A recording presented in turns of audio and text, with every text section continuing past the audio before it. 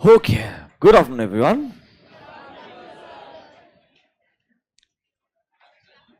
I said good afternoon, everyone. कम से come good afternoon तो बोल दिया करो यार, मतलब बाकी तो तुमको जो करना है करो, मतलब.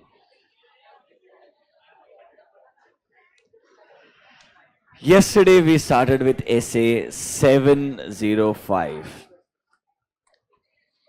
Now, will you keep quiet or should I start asking you questions?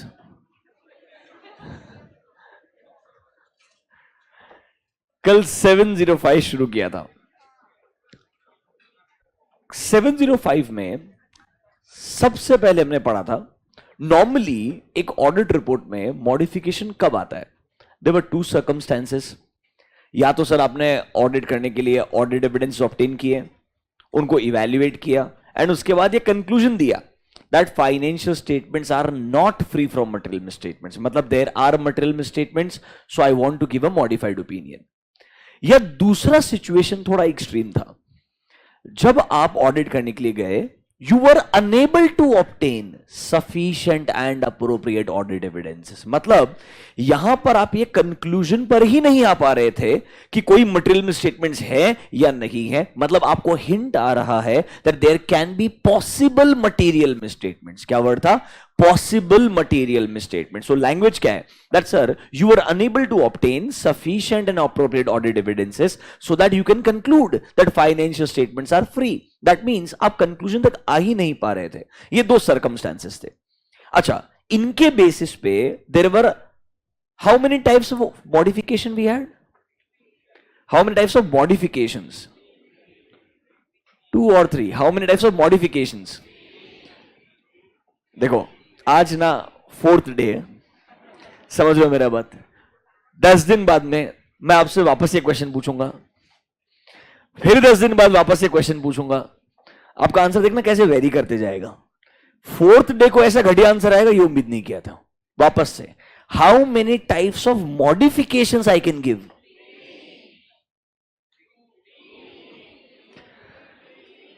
Oh my God.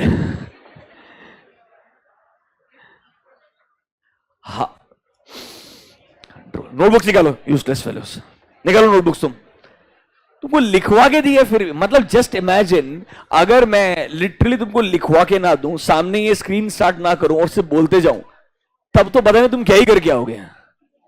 Notebooks निकालो. वहां पर पहले चेक करो टाइप्स ऑफ ओपिनियन कितने हैं. कौन कौन सा? Unmodified and modified. फिर टाइप्स ऑफ मॉडिफिकेशंस कितने कल लिखवाया था? Qualified, adverse and disclaimer. समझा क्या अभी? वो जो टू टू टू टू कर रहे थे ना, थोड़ा सुनो, 3 बार रिपीट करने के बाद में तो कम से कम समझो. ओके, टाइप्स ऑफ मॉडिफिकेशन हो गया. फिर सर हम नेक्स्ट पॉइंट पे गए थे. What was point number 3 in your notebooks under 705? कौन सा मॉडिफिकेशन कब अप्रोप्रिएट रहेगा? क्या उसके लिए हमने एक टेबल बनाना शुरू किया था? मतलब sir, which modification is appropriate under what circumstances, ये डिपेंडेंट है 2 चीजों के ऊपर. किसके ऊपर डिपेंडेंट है? 2 चीजों के ऊपर. सबसे पहले, किस रीजन की वजह से मॉडिफिकेशन आ रहा है, that is nature of matter, जिसकी वजह से आप मॉडिफिकेशन देना चाहते हो. क्या आपने पहला हेडिंग को लिखा है? Nature of matters giving rise to modification. मतलब सर, किस रीजन की वजह से मॉडिफिकेशन दे रहे हो, वो इंपॉर्टेंट है. एंड दूसरा चीज, क्या वो मिसस्टेटमेंट या पॉसिबल मिसस्टेटमेंट जो आपने ढूंढा होगा या आपको लगता है होगा, वो परवेजिव है या नहीं है. क्योंकि आपका सेकंड और थर्ड कॉलम में डिफरेंस एक ही था. सेकंड कॉलम में बोला मटेरियल है बट परवेजिव नहीं है, और थर्ड कॉलम में बोला मटेरियल भी है एंड परवेजिव भी है. मतलब सर, हम परवेजिव वर्ड का डिस्कशन कर रहे थे कि सर अगर ये समझ में आ गया, सर्कमस्टेंसेस ऑलरेडी समझ चुका है, अगर परवेजिव क्लियर हो गया, तो which modification will come under what circumstances will become absolutely clear to you all. मैंने लास्ट में, अब मैंने प्लान नहीं किया था, बट वो ऑलमोस्ट लेक्चर के एंड में परवेजिव का डेफिनेशन आ गया. Do you get my point? इसलिए तुम्हारे हालात बहुत ही बुरे थे. तो मैं आपको परवेजिव का डेफिनेशन लिखाता हूं, और लिखाते लिखाते एक बार फिर से एक्सप्लेन करता हूं, समझ रहे हो, ताकि आप वो बचा हुआ टेबल कंप्लीट कर पाए मेरे साथ में. सो नोटबुक्स गिवन एक्स हेडिंग. वो टेबल इनकम्प्लीट है अभी भी. That table is still incomplete. उसके बाद में काम करो, टेबल के बाद में नीचे लिखो note number 1, definition of pervasive. Definition of pervasive,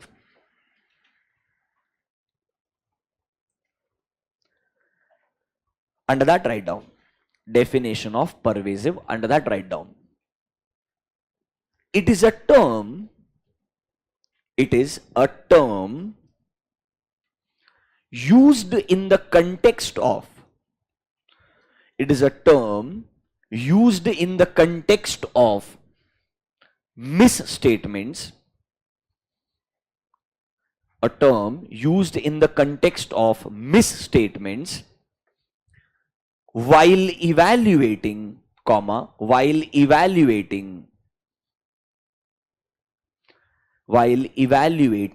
the effects, while evaluating the effects or possible effects, while evaluating the effects or possible effects of misstatements, of misstatements either detected, either detected or not detected, either detected or not detected, not detected के brackets में लिखो, due to inability, due to inability, due to inability to obtain sufficient and appropriate audit evidences। सुनो मेरा बात, जब भी मैं ये वर्ड बोलता हूं ना sufficient and appropriate audit evidences, अगर आपको लग रहा है आपका स्पीड कम हो रहा है तो आप SAAE लिख लो, सिर्फ क्लास नोट्स में, सिर्फ क्लास नोट्स में sufficient and appropriate audit evidences. Sentence बताओ क्या लिखा आपने, क्या लिखा स्टार्टिंग से? It is a term used in the context of misstatements which is used to evaluate, क्या evaluate करना है? The effect or possible effect, किसका सर? Of misstatements, जो या तो डिटेक्टेड होंगे या नॉट डिटेक्टेड रहेंगे। नॉट डिटेक्टेड के ब्रैकेट्स में लिखा था, क्यों डिटेक्ट नहीं कर पाए? क्योंकि सर शायद हमको sufficient and appropriate audit evidences नहीं मिले होंगे। Brackets close, full stop. Basic meaning clear है क्या कि भाई परवेजिव पढ़ी क्यों रहे हैं सर? सिर्फ मिसस्टेटमेंट्स को इवैल्यूएट करने के लिए। सर मिसस्टेटमेंट्स का या तो इफेक्ट विजिबल होगा या पॉसिबल इफेक्ट हो सकता है, तो मतलब या तो गलतियां मिल गई होगी या गलतियां नहीं मिली होगी, क्योंकि आपको sufficient and appropriate audit evidences नहीं मिले हैं। ये एक तरीके से इंट्रोडक्शन है टुवर्ड्स द वर्ड परवेजिव। इतना क्लियर है क्या एवरीवन? पक्का से फुल स्टॉप करके लिखो, continue continue. Pervasive effects, pervasive effects are those pervasive effects are those which in pervasive effects are those which in auditor's judgment, which in auditor's judgment fulfills, which in auditor's judgment fulfills any of the following criteria, which in auditor's judgment fulfills any of the following criteria, which in auditor's judgment fulfills any of the following criteria। मतलब sir वापस से word important है, auditor के judgement में अगर इनमें से एक भी क्राइटेरिया फुलफिल होता है तो वो बोलेगा इन मिसस्टेटमेंट्स का जो इफेक्ट है या पॉसिबल इफेक्ट है वो क्या कहलाएगा? परवेजिव कहलाएगा। Sir what are these conditions? Write down number A, if the effects or possible effects, if the effects or possible effects are not confined, if the effects or possible effects are not confined to any, are not confined to any specific account balance, not confined to any specific account balance, comma, element, account balance, comma, element और item of financial statement, account balance comma element और item of financial statement.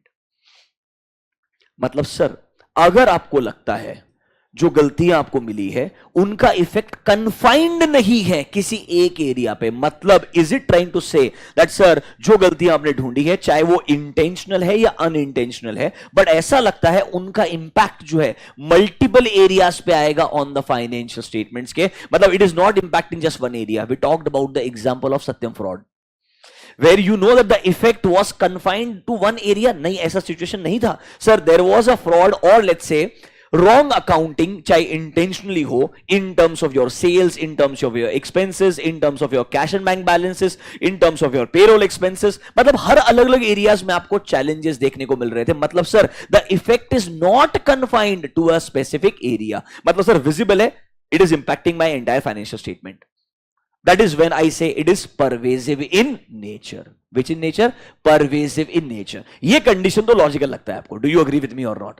Don't worry, इनके ऊपर हम कम से कम 2 या 3 examples और देखेंगे।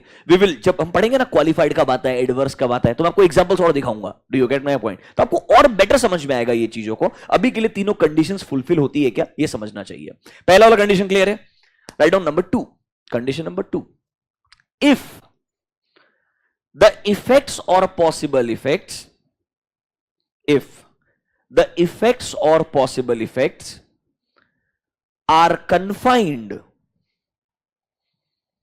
if the effects or possible effects are confined to a specific account balance, to a specific account balance or item, to a specific account balance or item of financial statement, specific account balance or item of financial statement, but it represents or could represent, it represents or could represent a substantial, it represents or could represent a substantial portion of financial statement, substantial portion of financial statement। इसमें और point number 1 में difference है, ये समझो मेरा बात। और ये सेकंड वाला तो बहुत ही एक्सट्रीमली रेयर है। आई will give you an example, don't worry about it today. पर सुनो पहले क्या बोलता है सर। हां, पहले मतलब समझ लो, एग्जांपल आएगा ऑटोमेटिकली समझ में आएगा, डोंट वरी। पहले मतलब समझाना सर। सेकंड पॉइंट में बोल रहा है सर ये जो गलती आपको मिली है या जो गलती हो सकती है उसका इफेक्ट एक ही एरिया में, बट वो एक एरिया भी अपने आप में इतना सिग्निफिकेंट पार्ट है फाइनेंशियल स्टेटमेंट का कि मेरे को लगता है हालांकि वो एक एरिया है but still I believe the entire financial statements looks unreliable. Are you understanding my point? मतलब सर आपके बैलेंस शीट का एक सिग्निफिकेंट पार्ट रहेगा यार। एक सिंपल चीज बोलता हूं, एक कंपनी था, ऐसा बोल सकते हैं अभी, रिको इंडिया, सुना क्या किसी ने? RICOH, रिको इंडिया एक जापानीज कंपनी का सब्सिडरी था इंडिया में, समझ रहे हो मेरा बात? उसमें मिनी सत्यम कैटेगरी का फ्रॉड हुआ था, मतलब जो सत्यम में हुआ था वैसा ही, बट इस बार सिचुएशन थोड़ी अलग थी। आपका टोटल बैलेंस शीट जो है वो था कुछ 1100 करोड़ के आसपास का, फ्रॉड का amount was somewhere around 1060 crore. समझा क्या क्या बोला मैं?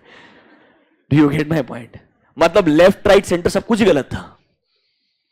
अब भले ही आपको देखने के लिए लगेगा कि गलती एक एरिया में ही थी सर, अरे पर एक एरिया नहीं, वहां से शुरू होकर जब मैं डिटेल में चेक करने के लिए निकलूंगा तो पता चलेगा सभी गलत था।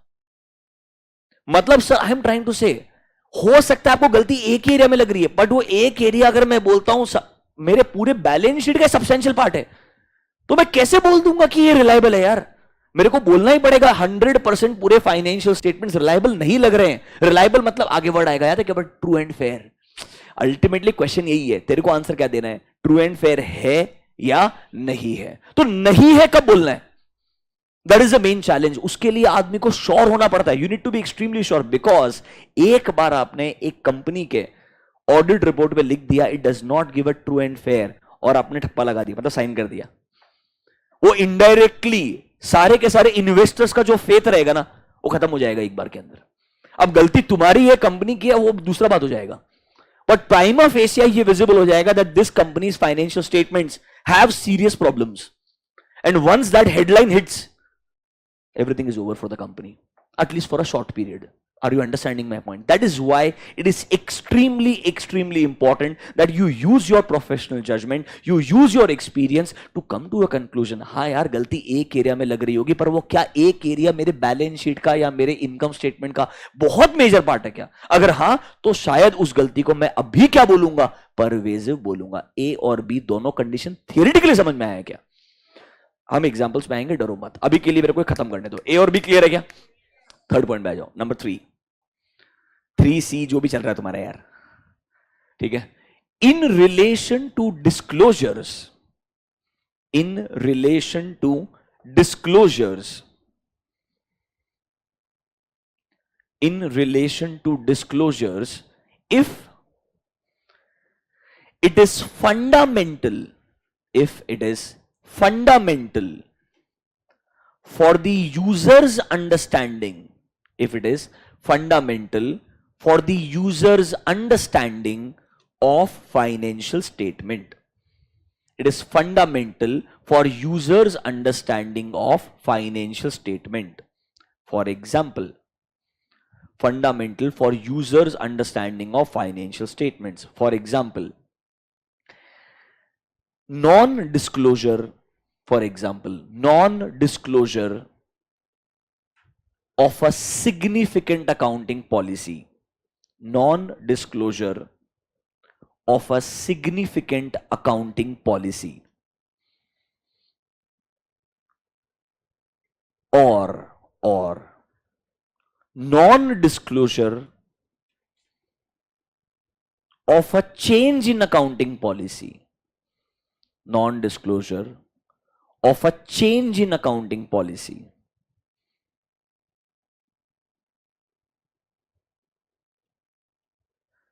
देखो, इसीलिए मैंने आपको फाइनेंशियल स्टेटमेंट से शुरुआत कराया था कि यार नोट्स टू अकाउंट्स में सिग्निफिकेंट अकाउंटिंग पॉलिसीज बहुत इंपॉर्टेंट है.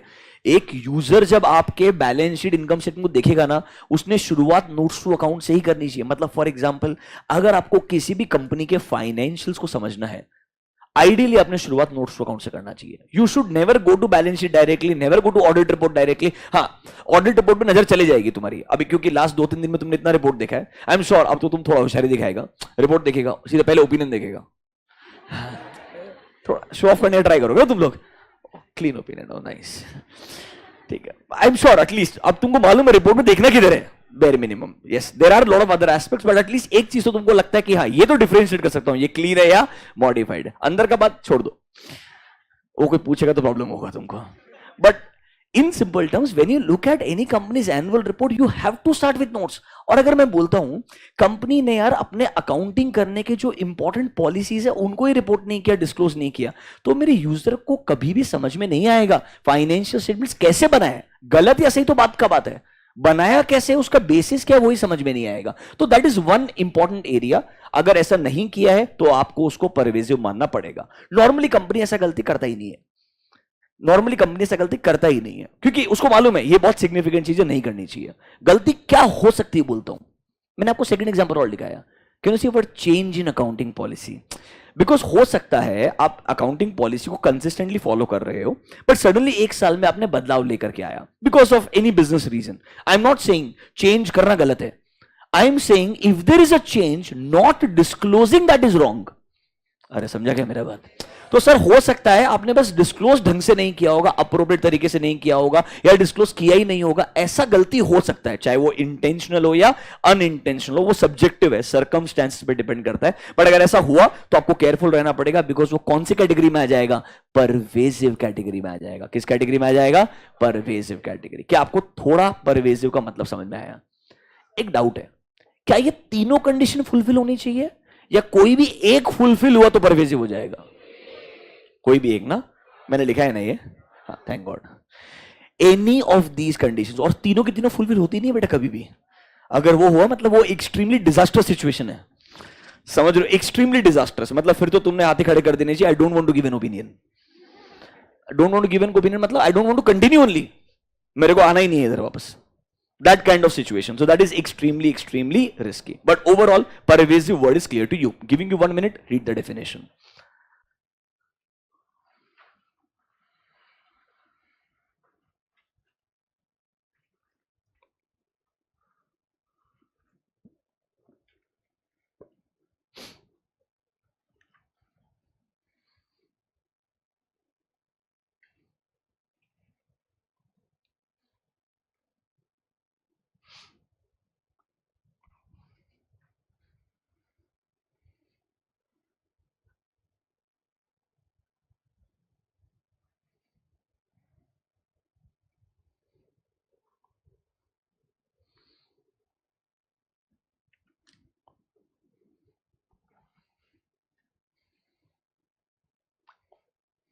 Can we proceed? The time has come to discuss कि टेबल में कौन सा वाला मॉडिफिकेशन कब. ठीक है, लेट्स स्टार्ट. देखो यार, वैसे टेबल देख के तो तुमको आंसर तो कल ही समझ में आ गया था. कल आ ही गया होगा ना तुमको. जिधर परवेजिव नहीं है उधर आंसर सिर्फ क्या है, क्वालिफाइड. और जिधर परवेजिव है उधर प्रॉब्लम है, कुछ तो अलग आने वाला है. Qualified adverse disclaimer. पहले आपको मैं 1 मिनट तीनों का ओवरव्यू देता हूं ऐसे लैंग्वेज में कि आप थोड़ा समझ पाओ. Then individually we'll go and discuss the scenarios. We have to discuss 4 situations, okay? सबसे पहले let me start with what is a qualified opinion. Everyone try to understand, okay? What is a qualified opinion? अगर auditor को लगता है कि मुझे audit evidences मिले, audit evidences evaluate करने के बाद में मुझे लगता है there are material misstatements, there are material misstatements. But sir ये जो मटेरियल मिसस्टेटमेंट्स है ना, ये मटेरियल है इसीलिए मटेरियल स्टेटमेंट बोल रहा हूं, बट मेरे को लगता है ये परवेजिव की डेफिनेशन में फॉल नहीं होते. ये कहां फॉल नहीं होते?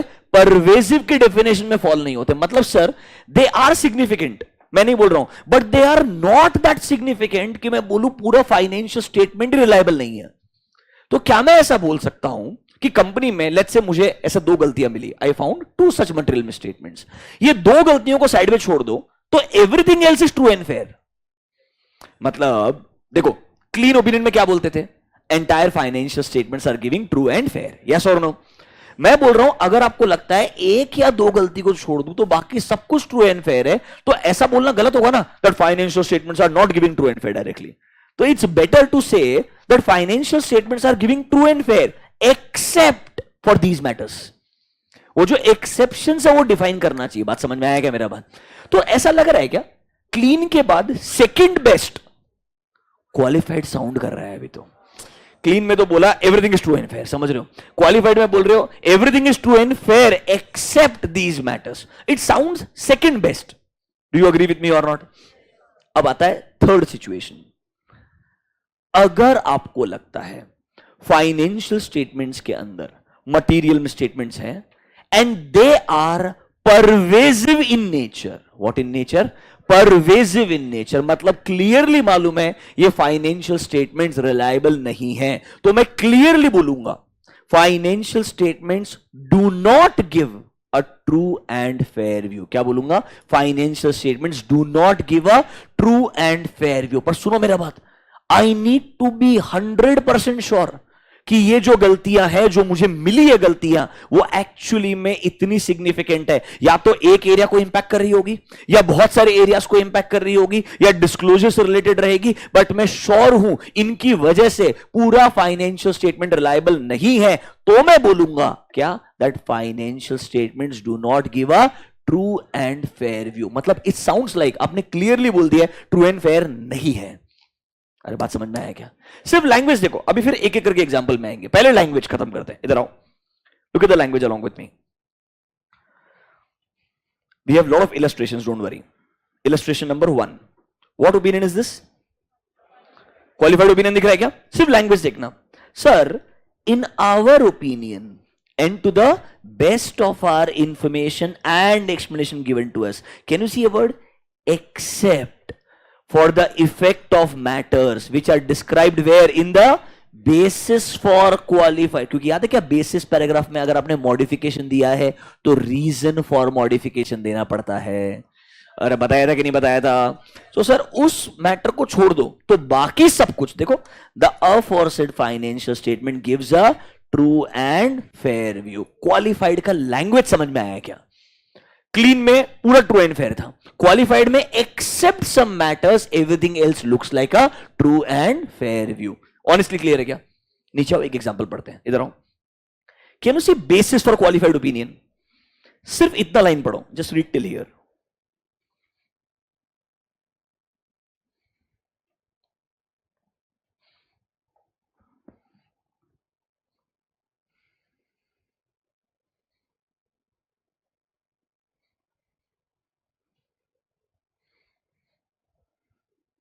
Non compliance of an accounting standard. अरे हाँ है ना, ठीक है सर कोई दिक्कत नहीं है, बट इफेक्ट मेरे को लगता है एक ही एरिया में, इतना सिग्निफिकेंट नहीं है। हाँ इसमें सब्जेक्टिव चीज है, हाँ इन्होंने अमाउंट वगैरह डिफाइन नहीं किया, XYZ लिखा हुआ है।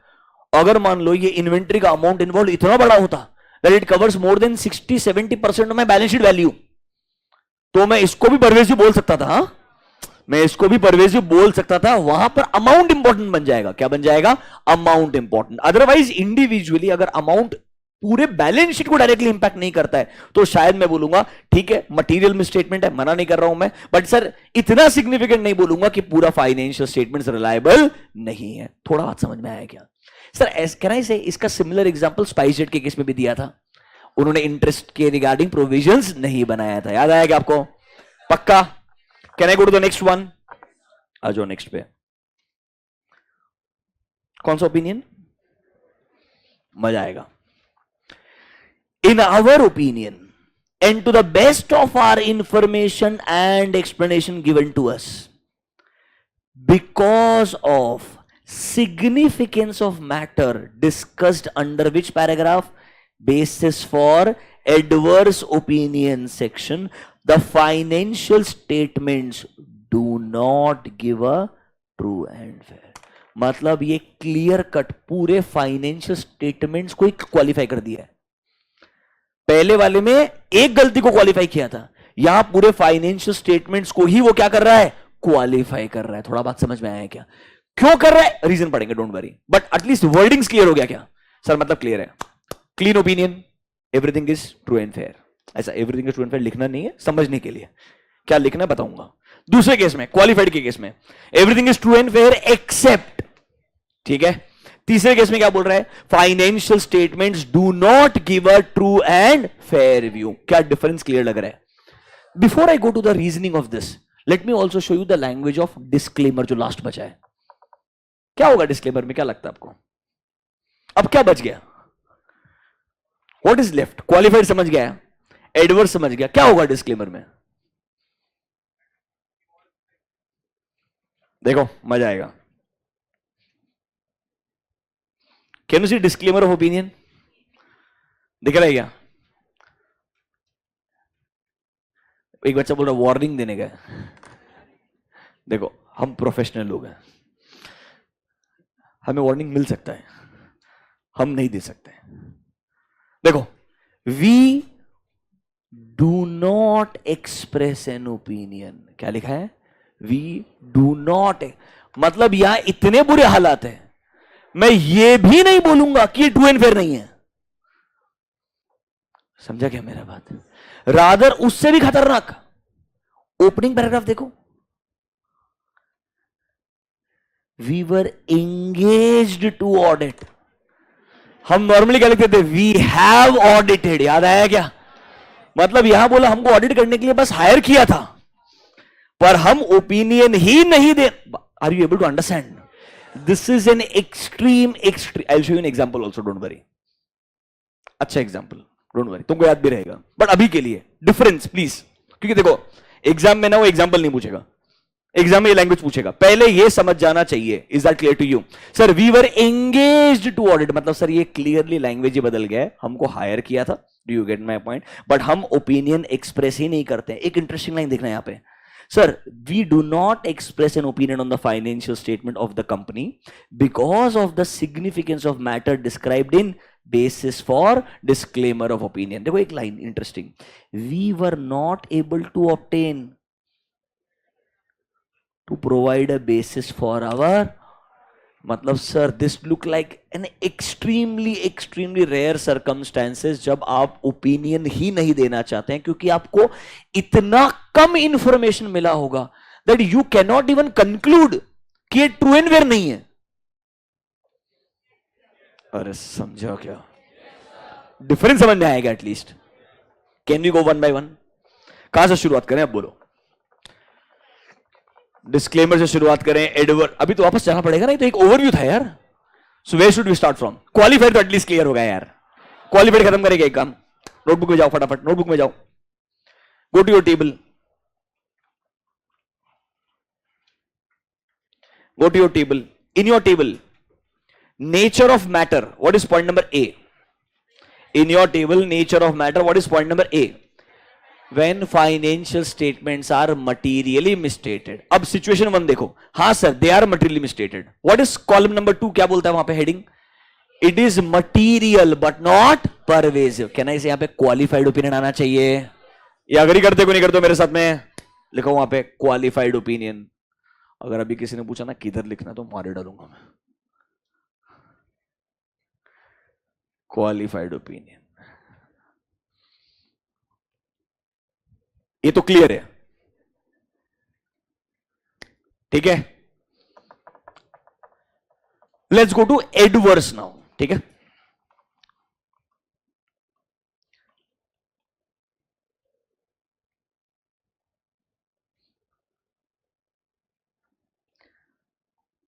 some part you will understand, some part you will not understand, it's okay।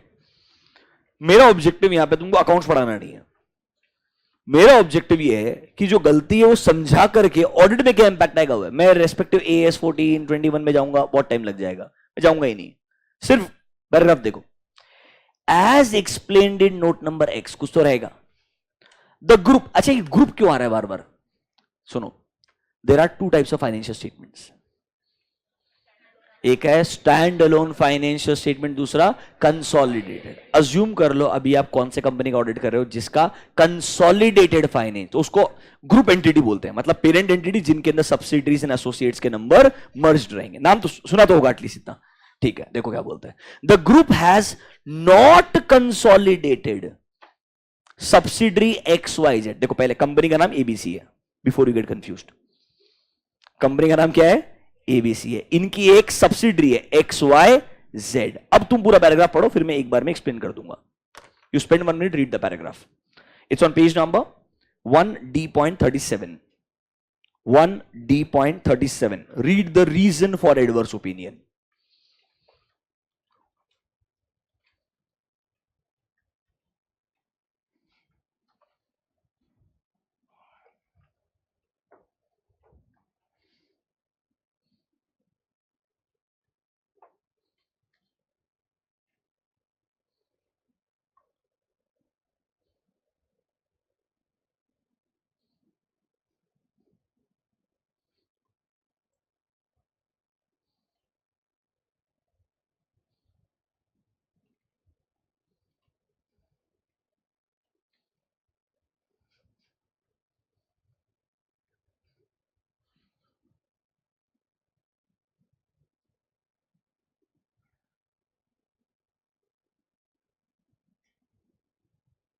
अब सुनो, पढ़ लिया आपने एक बार, कोई बात नहीं, कुछ समझा होगा कुछ नहीं समझा होगा, इट्स ओके। सुनो 2 मिनट के लिए।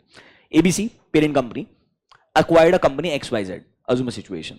अभी there is something called as amalgamation, or broader word is called as corporate restructuring। समझ रहे हो मेरा बात? अब अगर तुमने ऐसा एक एंटिटी को अक्वायर किया है, जब पेरेंट कंपनी अपना CFS बनाएगा, क्या बनाएगा? कंसोलिडेटेड फाइनेंशियल स्टेटमेंट्स, तो इसका नंबर भी मर्ज होना चाहिए इसके अंदर। प्रॉब्लम ये है, the acquisition has taken place so recently, the parent company themselves till now are unable to come to the fair values of the subsidiary companies assets and liabilities, जिसपे मेरे को मर्ज करके CFS में लेके आना चाहिए। कंपनी के पास ही फेयर वैल्यूज नहीं है। It takes time. It's not like a overnight process. Do you get my point? Yes, the deal is a overnight process after certain months कि भाई इतने में डील होने वाला है। But जब numbers merge होंगे, जब कंपनी के operations merge होंगे, it takes a little while. For example, recently HDFC bank and HDFC limited merge. उन्होंने बोला कि कल से मर्ज।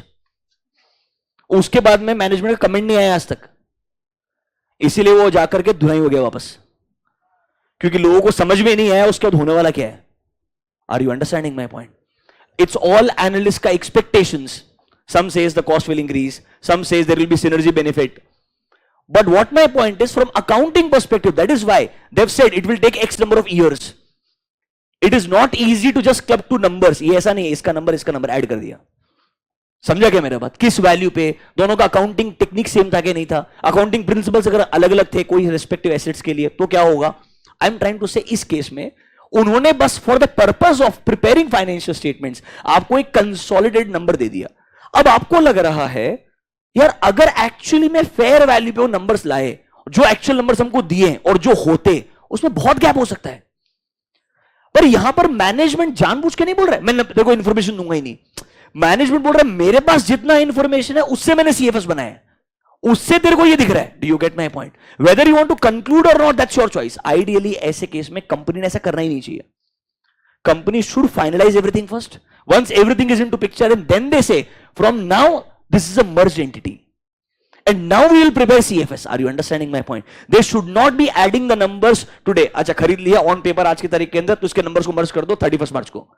ऐसा नहीं होना चाहिए। बात समझ में आया क्या? तो कहना इसे कंपनी ने जल्दबाजी किया। अब तेरे को जो नंबर्स दिया है वो तेरे लिए तो अनरिलायबल है ना यार। प्रॉब्लम कुछ भी हो that's a different story, but as a auditor तेरे को यूजर्स को रिपोर्ट करना है ये जो फाइनेंशियल स्टेटमेंट्स है ये रिलायबल है या नहीं है। फॉर एग्जांपल लेट्स से जो नंबर्स उसने मर्ज करके दिए उसके बाद कंपनी का कंडीशन बहुत अच्छा दिख रहा है, जबकि एक्चुअली जब फेयर वैल्यू पे आएगा तो इतना अच्छा कंडीशन नहीं रहेगा। Don't you think it's indirectly a fraud? I am not saying intentionally fraud किया गया, बट तेरे लिए तो इनडायरेक्टली वो सिचुएशन है ना यार। तो तू मेरे को बता यहां प्रॉब्लम एक एरिया में है या पूरे फाइनेंशियल स्टेटमेंट्स के अंदर है?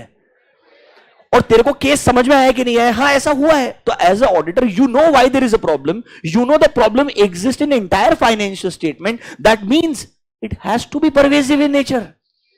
It has to be pervasive in nature. अगर ये बहुत छोटा सा इन्वेस्टमेंट होता, मतलब लेट्स से मेरा कंपनी का वैल्यू 100 है, तुमने अगर 10% का एक्विजिशन किया होता, मैं बोलता चल ठीक है मटीरियल है परवेसिव नहीं है।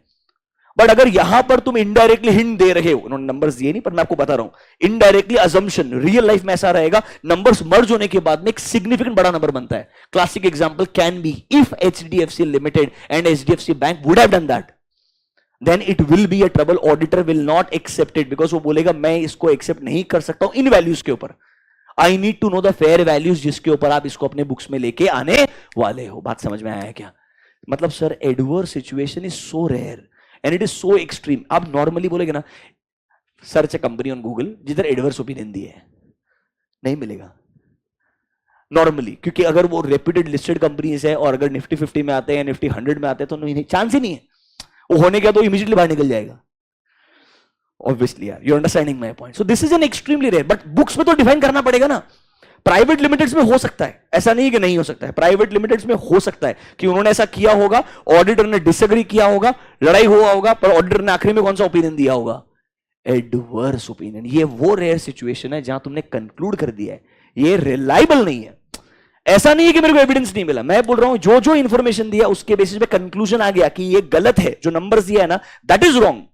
Are you understanding my point? This is called as adverse opinion. तो एक काम करो, तुम्हारे नोटबुक में आओ, nature of matter read point number A. Nature of matter read point number A. क्या लिखा? When financial statements are materially misstated. Sir अगर वो सिर्फ मटीरियल था परवेजिव नहीं था तो आंसर था क्वालिफाइड, तो आंसर था qualified. But let's say if it is material as well as pervasive, which answer will be there? Adverse. तो लिखो थर्ड कॉलम में एडवर्स ओपिनियन।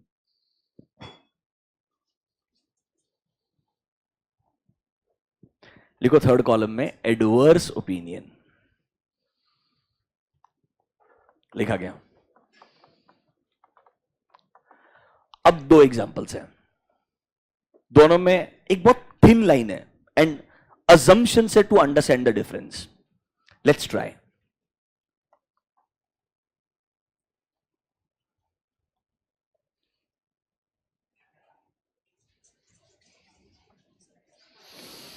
Control. बुरा बात जिंदगी का ये है कि मैं तुमको परवेजी वर्ड पढ़ाने का ट्राई कर रहा हूं, तुम बॉटल नहीं संभाल पा रहे हो. It's okay. क्वालिफाइड. एक और एग्जांपल पीछे. I know these examples are connected to CFS. तुम्हें कंसोलिडेशन का सिर्फ कंसोलिडेशन वर्ड का मतलब आता है, तुम्हें और कुछ नहीं आता है, मेरे को मालूम है. इसीलिए मैं इन एग्जाम्पल्स पे लास्ट में वापस आऊंगा. बट अभी तुमको एक थोड़ा ओवरव्यू देना जरूरी है, बिकॉज जब आगे कुछ स्टैंडर्ड्स आएंगे, अगर ये बेस अभी नहीं बेस डेवलप हुआ तो आगे आपको वो चीजें बिल्कुल समझ नहीं आएगी. फिर मुझे बोलना पड़ेगा कि यार ऐसा ही है. Do you get my point? And I don't want that. So मैं पहले ऐसा ही बोल देता हूं. It's okay, I understand. Come to third example, qualified opinion. देखो यहां पर क्या बोल रहे हैं. In our opinion and to the best of our information and explanation given to us, except, can you say word except? but इस बार एक difference है. except for the possible effect. सुनो मेरा बात, except भी तो हो सकता है. जाने दे लो सर यार.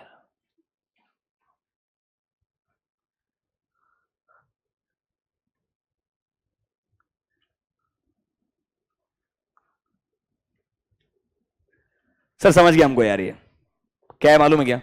नोटबुक में जाओ जरा, टेबल में जाओ. वो नेचर ऑफ मैटर में दो चीजें हैं.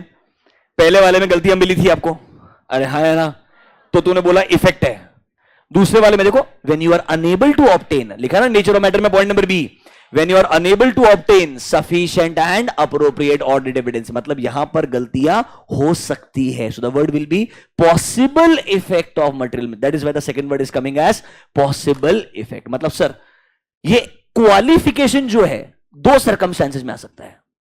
पहला वाला जब मटेरियल स्टेटमेंट मिल गया, दूसरा वाला जब ऑडिट एविडेंस नहीं मिला है और आपको लगता है मटेरियल स्टेटमेंट हो सकता है. Now let's discuss the example. ये सवाल समझ में आया? तो अरे हाँ या ना, आ जाओ जल्दी से. Sir except for the possible effect of matter described in blah blah blah blah blah. बाकी सब सेम है. अरे वो everything is true and fair except this. तो चले वो मैटर के ऊपर आ जाओ. Can you see the heading? देखते हैं इस बार तुम समझ सकते हो क्या.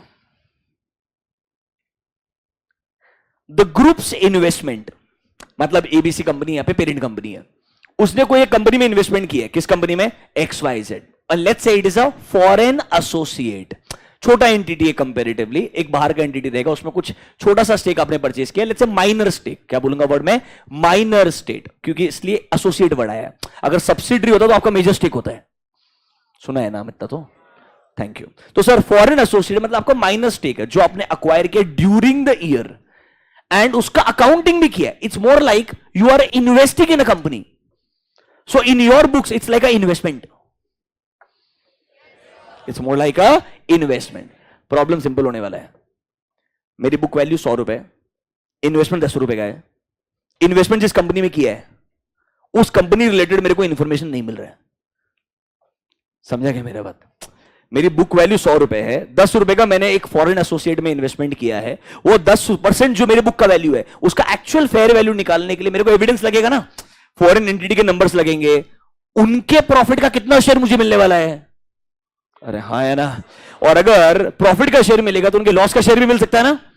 उनके एसेट्स एंड लायबिलिटीज का शेयर भी तो मिलेगा ना यार. तो फेयर वैल्यू तो निकालना पड़ेगा ना उसका. वही तुम नहीं निकाल पाओगे. पढ़ो. Sir a foreign associate acquired during the year and accounted by X method. इसको आपने बुक्स में XYZ वैल्यू पे लाया है. एंड जो आपका शेयर है XYZ, ये ABC is my parent company, XYZ is my let's say associate entity. उसके इनकम में आपका जो शेयर है वो भी इन्होंने पता नहीं कहां से लाया है. इसीलिए we were unable to obtain sufficient and appropriate audit evidences कि भाई मेरे बुक्स में जिस फॉरेन एंटिटी में इन्वेस्टमेंट किया है उसका वैल्यू कितना आना चाहिए, उसके इनकम का कितना पार्ट मेरे बुक्स में आना चाहिए. ये एग्जैक्ट अमाउंट निकालना पॉसिबल नहीं है. बट एक चीज मालूम है, it's an associate entity. It's a minor stake. Are you understanding my point? It's not extremely significant. मतलब sir you are unable to obtain sufficient and appropriate audit evidence. Audit evidence तो नहीं मिल रहा है, clearly मालूम है. But इस बार ये खुद बोल रहा है ये परवेजिव नहीं है. अगर परवेजिव होता तो क्या होना चाहिए था? देखो तीन चीजें थी. नंबर वन, या तो गलती का इफेक्ट मल्टीपल एरियाज पे आ रहा है। इधर तो एरिया का कॉन्सेप्ट ही नहीं है, एक ही इन्वेस्टमेंट है। अरे हाँ है ना, तो सेकंड कैटेगरी में जाओगे। What is second category? Sir effect एक ही एरिया में, बट वो एक ही एरिया क्या रिप्रेजेंट करता है?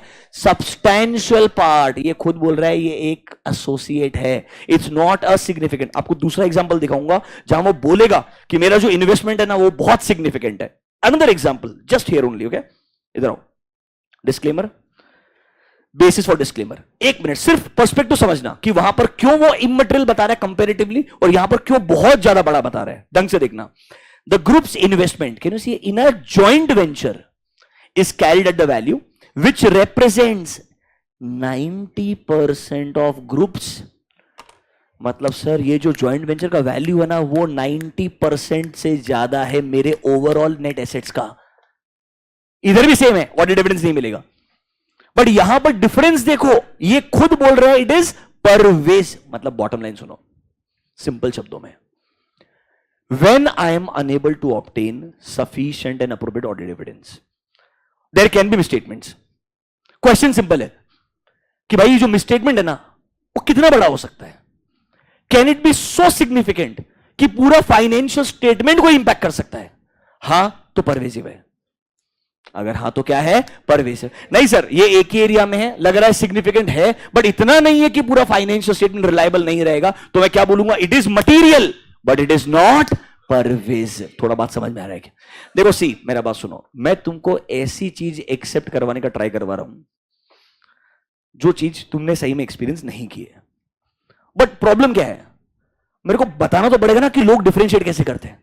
और ये एक्चुअल रिपोर्ट्स हैं, बस कंपनी का नाम निकाल दिया। These are actual report, just company का नाम निकाला हुआ है।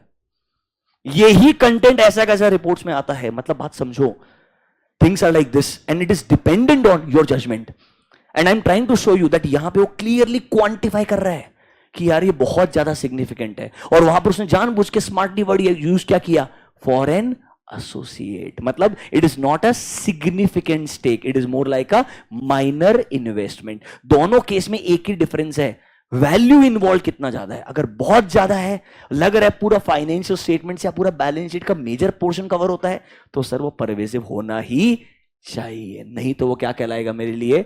Material but not pervasive. ये दोनों एग्जाम्पल नेचर ऑफ मैटर के बी कैटेगरी के हैं। Go to your notebooks, nature of matter. Can you see point number B? What is point number B? When auditor is unable to obtain sufficient and appropriate audit evidences, और अगर आपको लगता है there are possible misstatements but they are not pervasive in nature, तो आप जाओ second column में और लिखो कौन सा ओपिनियन आएगा? क्वालिफाइड ओपिनियन आएगा। कौन सा आएगा? Qualified opinion. Let me come to the table if anyone is still getting confused. This is the second situation what we are discussing. और अगर आपको लगता है मटीरियल तो है सर बट परवेजिव नहीं है, तो आंसर क्या होगा? क्वालिफाइड। बट अगर लगता है मटीरियल भी है एंड परवेजिव भी है, तो क्या आएगा? Disclaimer of opinion. Last column में जाओ, लिखो disclaimer of opinion. I will show you one more example to get you some more clarity, don't worry. Disclaimer of opinion. वो जो डिस्क्लेमर ऑफ ओपिनियन है ना बेटा, इसके ब्रैकेट्स में लिखो, इसके ब्रैकेट्स में लिखो, it comes under extremely rare circumstances. It comes under extremely rare circumstances, comes under extremely rare circumstances, comma, generally when there is a restriction, generally when there is a restriction on scope of audit, generally when there is a restriction on scope of audit, generally when there is a restriction on scope of audit। क्या लिखा है? मतलब sir बहुत rare circumstances में आएगा। आई will show you one rear circumstances. But sir ये normally तब आएगा जब ऑडिटर के स्कोप को ही रेस्ट्रिक्ट किया जाए, मतलब ऑडिटर को नॉर्मल ऑडिट ही नहीं करने दिया जा रहा है, मतलब आपको इतना सिग्निफिकेंट एविडेंसेस नहीं दिया जा रहा है दैट आप ओपिनियन तक ही नहीं आ सकते हो कि ट्रू एंड फेयर है या नहीं है. That is why in case of disclaimer हम क्या लैंग्वेज यूज करते हैं? We were engaged. और फिर क्या बोलते हैं? We do not express our opinion. Why? Because we were not able to obtain sufficient and appropriate audit evidences. अब वो लैंग्वेज थोड़ा समझ में आया क्या? पक्का? Let's see one example. Have you heard a company called DHFL, Dewan housing finance limited? सुना है क्या? बहुत सुना होगा. उसमें तो अभी भी इतने फ्रॉड्स मिल रहे हैं ना, अभी भी. When it all happened, जब DHFL फाइनली एक न्यूज आया that there is some problem with the company and company stock started falling left right center. 550 से 250 पे आया, उसके बाद 100 पे आया, उसके बाद गायब ही हो गया. 10-12 पे, मतलब कुछ भी चल रहा है. मतलब when this fiasco happened, I still remember specifically on business channels, company CEO, CFO came 3 times live. There is nothing wrong with the company. How dare they? How dare they? मतलब that is extreme on live, मतलब national television. They came and said it. This is just overreaction. There is nothing wrong. And obviously, it took 4 years to understand what was really wrong. DHFL एक fraud नहीं है, बहुत सारे हैं. समझ रहे हो मेरे बात? Connected with Yes Bank. मालूम है ना यस बैंक का फ्रॉड? मिस्टर राणा कपूर, ठीक है. तो DHFL is NBFC, non banking financial corporation, ठीक है. Yes Bank one of the private banks on that once upon a time, ठीक है.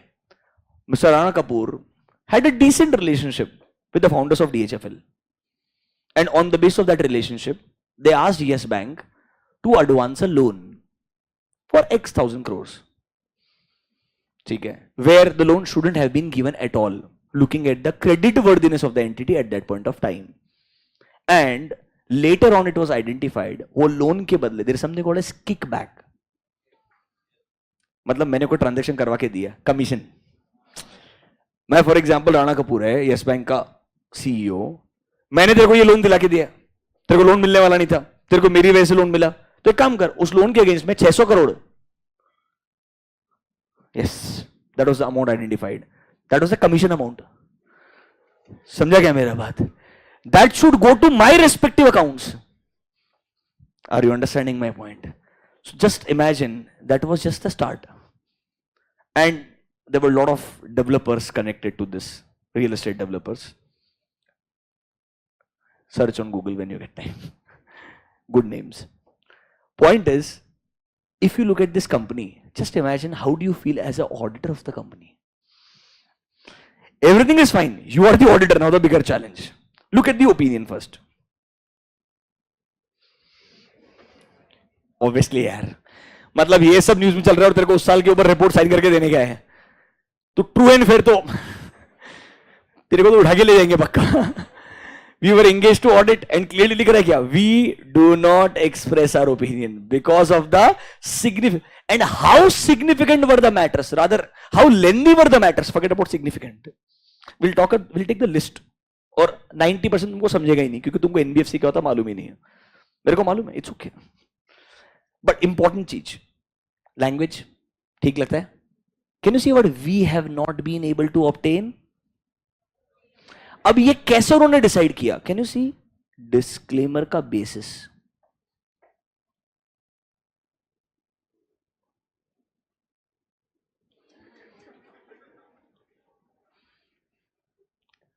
And the amount involved were so less normally.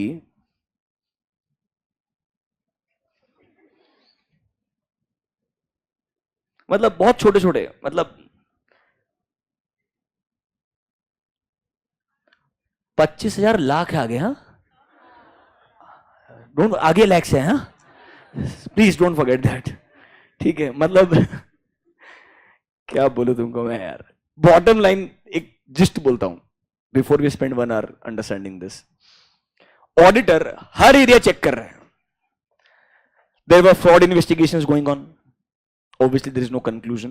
By the time you were signing the report, There were certain accounts where, as per the books of the company, they've received money from the customers, where customers confirmed we never had a transaction with them. Are you understanding my point? अगर ऐसा situation थोड़ा बहुत भी मिल जाए, हाँ तेरे को management पूरा ट्राई कर रहा है, we are giving you sufficient and appropriate audit evidence, अरे पर उसके बाद में मेरे को समझ में आ गया कि कुछ भी हो इधर, तुम मेरे को कंप्लीट इंफॉर्मेशन तो दे ही नहीं सकता है, बिकॉज मैनेजमेंट के खुद के पास नहीं है. Are you understanding my point? In extremely rare circumstances, understand one situation. This you may come across also. I know testing your patience, आगे 5-7 साल तो शायद काम में ना आए तुमको, बट स्टिल हो सकता है जब आप कंपनी से हर एरिया के बारे में एविडेंस ऑब्टेन कर रहे हो, they are trying the level best to give you information, जो उनके पास में सब इंफॉर्मेशन दे रहे हैं वो तुमको इंडिविजुअली शायद वो जब बोल रहे हैं ना कन्विंसिंग भी लग रहे हैं, बट मेरे को हर एरिया में इतने चैलेंजेस नजर आ रहे हैं दैट जब मैं कलेक्टिवली सोचूं, और मेरे को ओपिनियन सिर्फ एक एरिया में थोड़ी देना है. क्या मेरे को ओपिनियन ऐसा देने का कि बैलेंस शीट का एक आइटम अच्छा है क्या? I have to give an opinion on entire financial statements. So yes, I am not saying management is not giving you evidence. They are trying their level best to give you evidence. Notwithstanding that, मेरे को लगता है इस company के situation में इतनी uncertainties है कि हर जगह मेरे को लगता है जो इंफॉर्मेशन दिया है शायद वो गलत हो सकता है, शायद वो इनकम्प्लीट है, because overall public comments are such where I don't think anything which comes from the company is reliable. So although company is not saying I am not giving evidence, understand, ये study में आ सकता है, ये company का management हर तरीके से तेरे को एविडेंस दे रहा है, पर तेरे को इतनी अनसर्टेनिटी नजर आ रही है हर एरिया में, not just one area, that as a auditor, अगर as a rational professional auditor जब तू उसके बारे में सोच रहा है, तेरे को लग रहा है यार it is not one area where I have a problem, all the areas, all the uncertainties collectively are so strong that although I have lot of evidence, I still feel I don't have any audit evidence, I still feel I still cannot give an opinion. मतलब ये वो extreme case है जब management मना नहीं कर रहा है एविडेंस देने से, पर तेरे को अभी भी लग रहा है कि एविडेंस है ही नहीं मेरे पास में. To arrive at a conclusion what, that financial statements are free from, true and fair तो बहुत दूर है, to arrive at a conclusion that financial statements are free from mat. ऐसे सिचुएशन में अगर आपने क्लीन ओपिनियन दे दिया गलती से तो पाप है 100%. So these are classics. I'll share the report also with you. Don't worry about it if you are interested. But I'm just trying to say these are extreme cases which can happen. ऐसा नहीं है कि बिल्कुल नहीं होता है, but yes, it is possible. थोड़ा बात समझ में आया क्या? पक्का? I'm giving you 2 minutes. Just look at that table and actually try to observe and understand nature of matter. 2 चीज आई, मैं कहां से इस कंक्लूजन तक आया वो समझने का एक बार अंडरस्टैंडिंग थोड़ा बहुत ठीक है क्या? अब अगर 50% भी समझ गया ना इसका, वो बहुत ज्यादा है, सही में बता रहा हूं, बहुत ज्यादा, क्योंकि ये चीज इतनी बार आएगी और इतने बार बार अलग अलग एग्जाम्पल के साथ में आएगी कि डे बाय डे और क्लियर होते जाएगी. Spend 1 minute.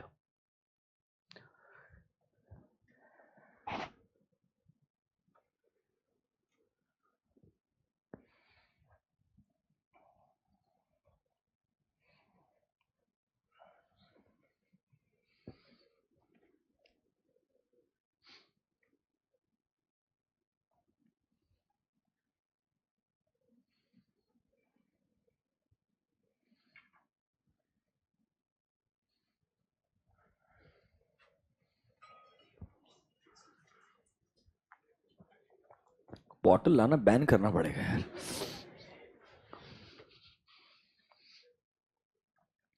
Are you actually comfortable? अच्छा, I have a doubt.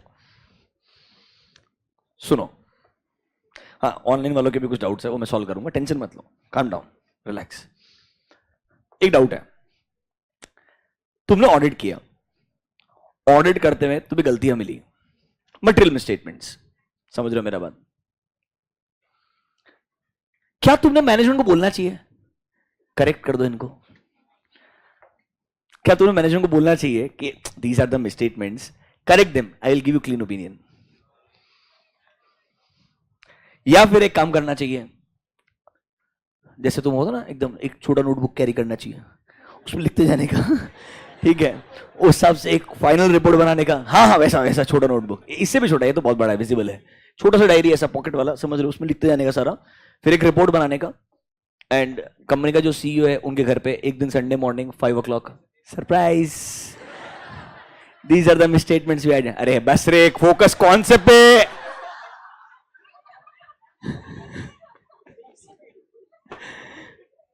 My question is, understand, क्या आपने मैनेजमेंट को अपॉर्चुनिटी देना चाहिए to correct it? Should you give an opportunity to the management to correct these misstatements? बोलो ना यार। अभी इंडिया के ऑडिट तुम्हारे हाथ नहीं है, फ्यूचर के अंदर सोचो क्या होगा मालूम नहीं, but just think about it. Should you give them an opportunity to make adjustments और करेक्शंस? अच्छा, कितने लोगों को लगता है हाँ सर एक अपॉर्चुनिटी तो बनना चाहिए? Raise your hands. अपॉर्चुनिटी देना चाहिए सर ठीक करने के लिए, raise your hands. Okay, how many we think नहीं सर कोई चांस नहीं है, चुपचाप फाइनल रिपोर्ट बनाने का, इतना मेहनत किया। तुम सब तो कंट्री को डुबा के छोड़ोगे मालूम है क्या? 100%, मतलब छोड़ो, मतलब वो जी बिजनेस वाले रोज न्यूज फ्लैश करते रहेंगे, इधर भी एडवर्स आया, इधर भी क्वालिफाइड आया, मतलब उनको नया सेगमेंट चालू करना पड़ेगा। अरे नोटबुक्स में जाओ, useless fellows. Go to objectives of an auditor.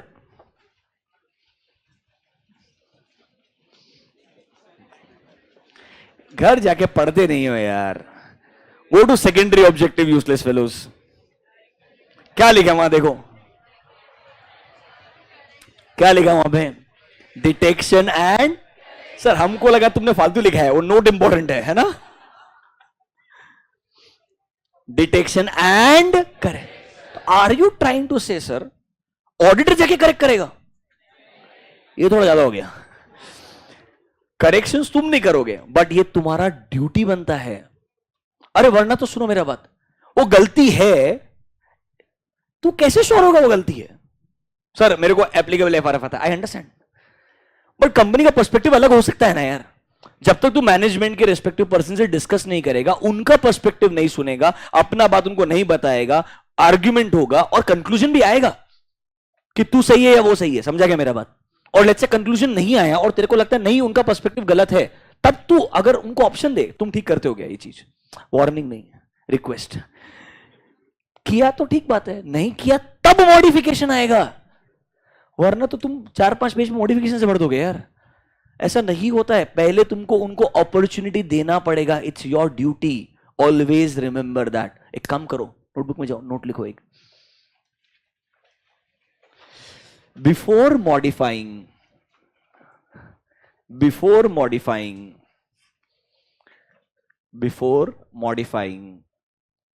his audit opinion, before modifying his audit opinion, auditor should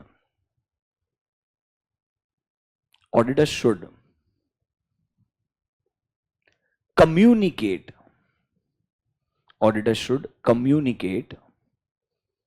all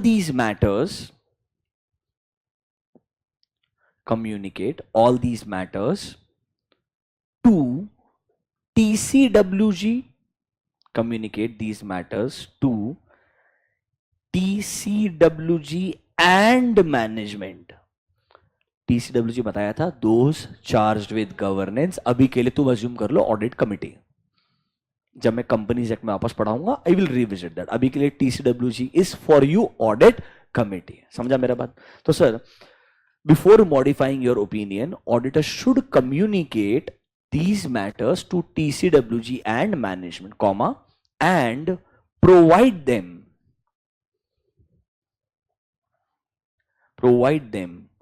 a reasonable opportunity to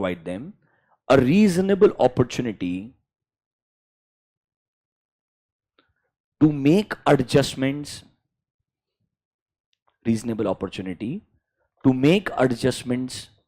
or corrections,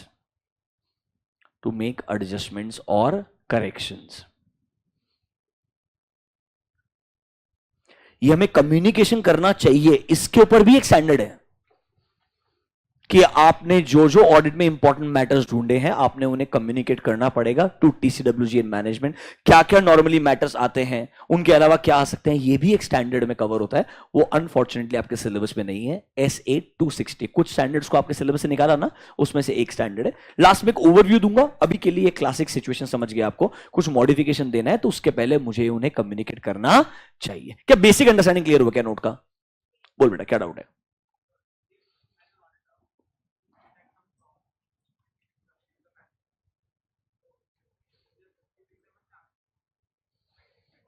तो किडनैप ही हूं, ये बोल रहा है सर हमने कोई फ्रॉड ढूंढा, कंपनी के मैनेजमेंट ने फ्रॉड किया होगा, हमने उनको बताया मुझे फ्रॉड मिला है। एक काम करो, फ्रॉड को ना साइड में कर दो यार, एक 4-5 दिन उसी पे डिस्कस करेंगे बाद में, पर तब भी कम्युनिकेट करना पड़ता है। ऑप्शन नहीं है, चाहे फ्रॉड हो या एरर हो, ऑप्शन नहीं है। Communication is essential. ये गुड फेथ में माना जाता है कि सबके सब इन्वॉल्व नहीं है फ्रॉड में। There is TCWG and management, आपने कम्युनिकेट करना चाहिए। फ्रॉड के लिए अगर आप section 143 subsection 12 reporting of fraud by an auditor आता है, वहां पर भी ऐसा बोला है कंपल्सरीली, और स्टैंडर्ड में भी बोला है SA 240 में, पढ़ेंगे डोंट वरी। तब भी कम्युनिकेट करना पड़ेगा, ये आपका ड्यूटी है, डोंट वरी आएगा। हाँ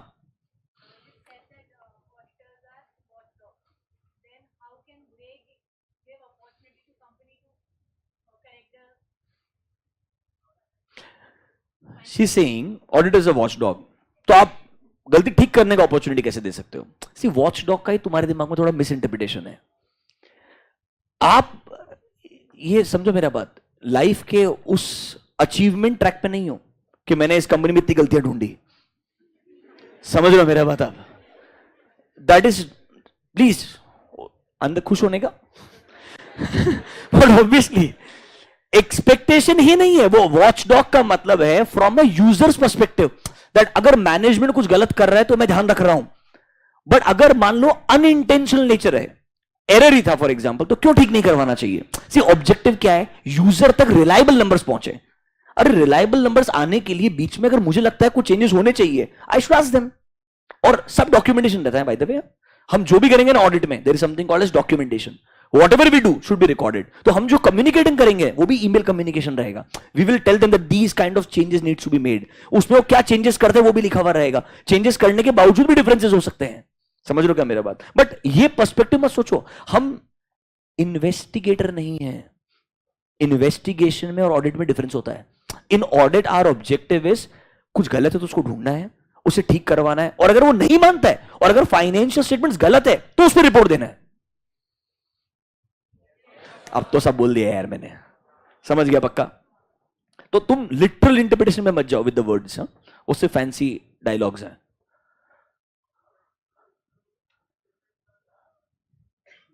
हाउ टू बेटा, you have to wait for frauds to come. See गलती इंटेंशनल है या अनइंटेंशनल, इसके लिए तुमको टाइप्स ऑफ फ्रॉड्स पढ़ने पड़ेंगे। तुमको मालूम क्या types of frauds?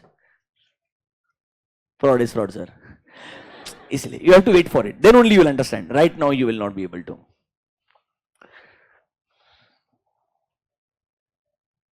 Sir what would be the reason why company won't change a misstatement? अच्छा क्वेश्चन है। आपने गलती ढूंढा, कंपनी को बोला चेंज करने के लिए, वो चेंज नहीं करेगा, उसका पीछे रीजन क्या हो सकता है? अरे रीजन हो सकता है, एक क्लासिक एग्जांपल देता हूं, सुना क्या वर्ड? Accounting estimates. अरे प्रोविजंस यार। अब प्रोविजंस बनाने के लिए जजमेंट आता है, और जजमेंट हर इंसान का अलग हो सकता है ना यार। क्लाइंट बोलता है मैं तेरे को एक्सप्लेन कर रहा हूं विद लॉजिकल रीजंस, फिर भी तू एक्सेप्ट ना करे, तेरी चॉइस है। अभी सिचुएशन समझो, याद है वो कल हमने केस डिस्कस किया था रिट्रेंचमेंट कॉम्पनसेशन वाला, याद आ रहा क्या? क्लाइंट बोलता है 2 करोड़ है, मैं 6 करोड़ का कंडीशन लायबिलिटी दिखाने को तैयार हूं। ऑडिटर बोलता है क्या गारंटी तुम्हें केस जीतोगे? तो रैन क्या बोलेगा? कोई गारंटी नहीं है। गारंटी होता तो ऑब्वियसली खत्म ही कर चुके होते ना अभी तक साइड में, समझ लो मेरा बात? तो sir there are uncertainties involve. हो सकता है ऑडिटर बोलेगा 5 करोड़ का प्रोविजन आना चाहिए, तुम 5 करोड़ का प्रोविजन नहीं बनाओगे तो 3 करोड़ का कम प्रोविजन बना है, ये मटेरियल मिसस्टेटमेंट है, मैं क्वालिफिकेशन दूंगा। ऑडिटर क्लाइंट क्या बोलेगा? ठीक है। अरे स्पाइस जेट के केस में भी तो आया ना क्वालिफिकेशन। अरे क्वालिफिकेशन है मतलब प्रॉब्लम नहीं है, इट्स जस्ट दैट 2 लोगों के जजमेंट में डिफरेंस है। Are you understanding my point? And normally आपको ये क्वालिफिकेशंस का एग्जांपल क्या मिलेंगे मालूम है क्या? प्रोविजंस और या अकाउंटिंग एस्टिमेट्स। क्योंकि वहां जजमेंट आता है। पूरा अकाउंटिंग गलत कोई नहीं करेगा, ऑब्वियसली वो फिर मैनेजमेंट जैसे कंटिन्यू थोड़ी कर पाएगा एक पॉइंट के बाद में। So it will not be something which is absolutely wrong, it will be something where judgment is different.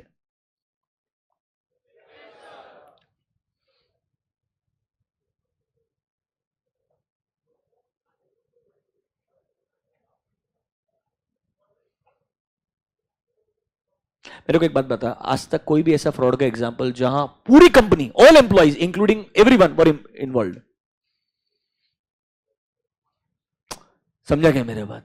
Law के नजर में कैसा है, तेरा ड्यूटी इंपॉर्टेंट है, बाद में फ्रॉड है तो मैं तेरे को मना थोड़ी कर रहा हूं सेंट्रल गवर्नमेंट को कम्युनिकेट मत कर।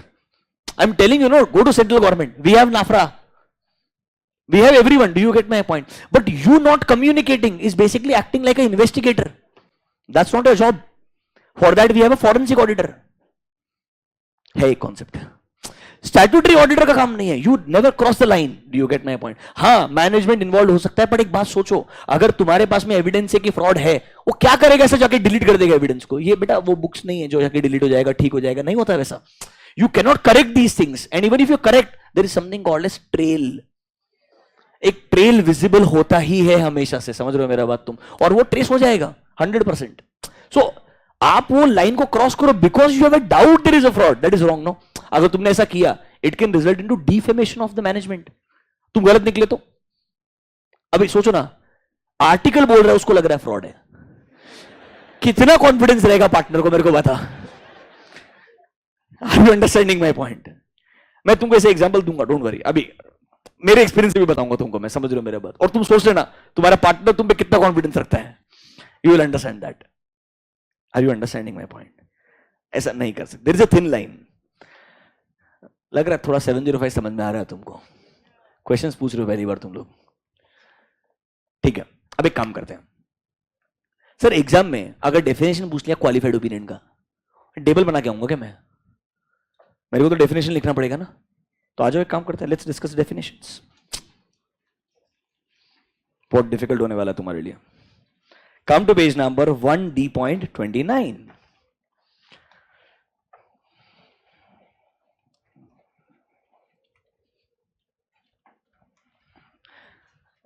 Page number 1D.29, are you there? बहुत मजा आएगा। Can you see definitions of qualified opinion, adverse opinion and disclaimer? Before we jump to definitions, only one last aspect, everyone, last चीज बस एक, और डेफिनेशन तुमको एकदम क्लियर रहेगा पक्का, आई प्रॉमिस। जब हमें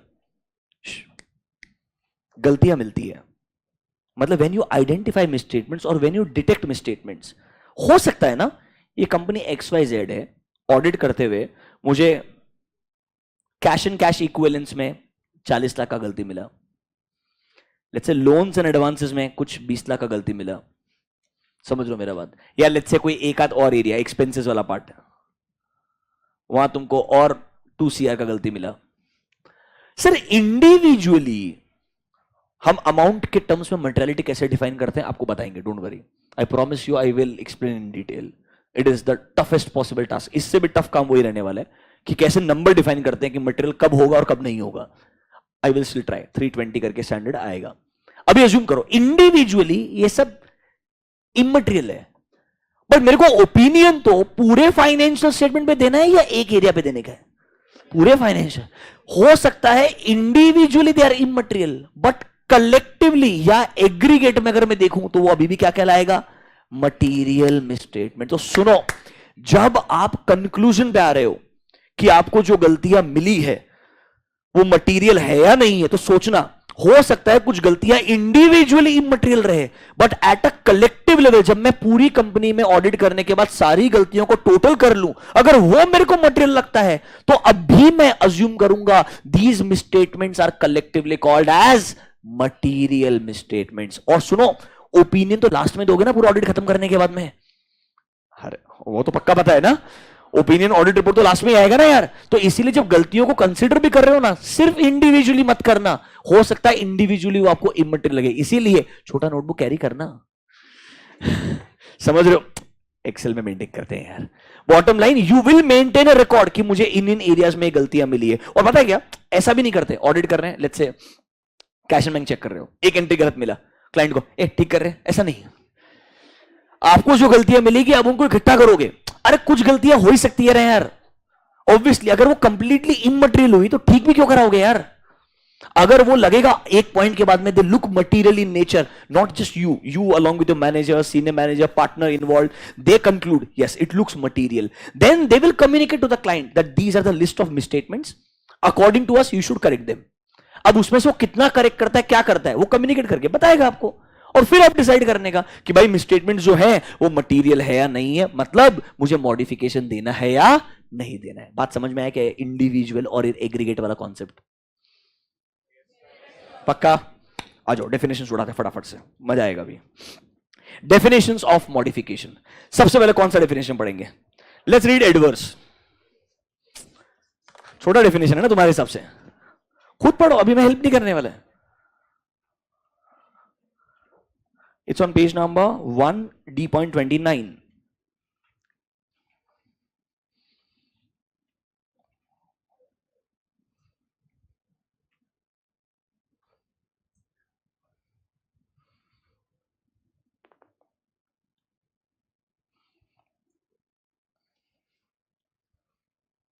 एकदम टाइम पास है कि नहीं है? अब तो यार अगर वो टेबल समझ में आ चुका है तो कुछ है ही नहीं नया। सिंपल बात है, एडवर्स का बात है, एक ही सिचुएशन है जब financial statements are materially stated, चाहे वो इंडिविजुअली हो या एग्रीगेट हो। एंड इंपॉर्टेंट क्या है, गलतियां सिर्फ मटेरियल नहीं है, मटेरियल के साथ साथ में क्या है, परवेजिव भी है। बात ही खत्म। और यहां तक कैसे पहुंचोगे? ऑडिट एविडेंस ऑब्टेन करने के बाद में। तो नोटिस करो धीरे धीरे एक एक वर्ड पढ़ा के सेंटेंस बिल्ड हो गया है। देखो, the auditor shall express an adverse opinion when auditor after obtaining audit evidences concludes कि हाँ मिसस्टेटमेंट्स हैं, चाहे वो इंडिविजुअली हो या वो एग्रीगेट रहे, but sir they are both material as well as pervasive, तो मैं दे देगा एडवर्स ओपिनियन। तेरे को याद करने की जरूरत ही नहीं है, तेरे को टेबल पता होना चाहिए, और टेबल पढ़ते वक्त sufficient and appropriate audit evidence क्या है मालूम होना चाहिए, परवेसिव का मतलब क्या है मालूम होना चाहिए, 3 मॉडिफिकेशन है ये मालूम होना चाहिए, और कब कब मॉडिफिकेशन है ये मालूम होना चाहिए। बहुत ज्यादा हो गया, पर तेरे को मालूम है ये चीज यार, फिर टेबल लॉजिकल है एकदम। Is the definition of adverse opinion absolutely clear to you? ऊपर जाओ, क्वालिफाइड। अब तुम चैलेंज पढ़ सकते हो क्वालिफाइड खुद से। सर दो डेफिनेशन उधर, ए और बी, क्योंकि क्वालिफाइड 2 बार आ सकता है।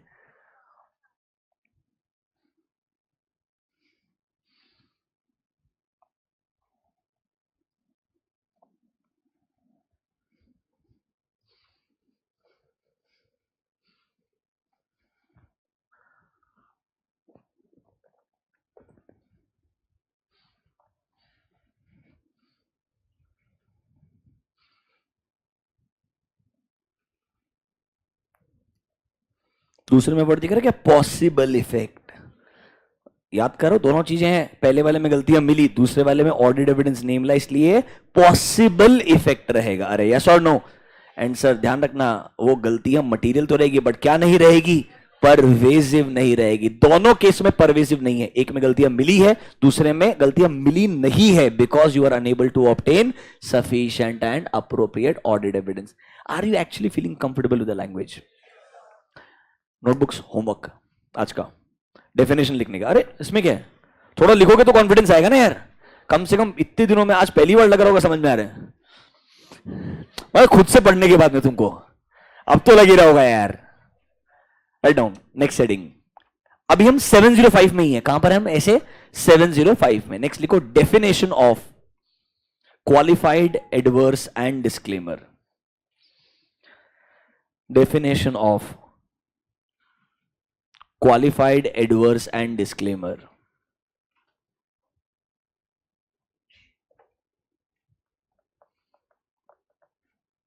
ये ऑनलाइन स्टूडेंट्स को समझ में आया तो रिस्पॉन्ड नहीं करते हैं, डाउट आया तो इमीडिएटली लिखते हैं।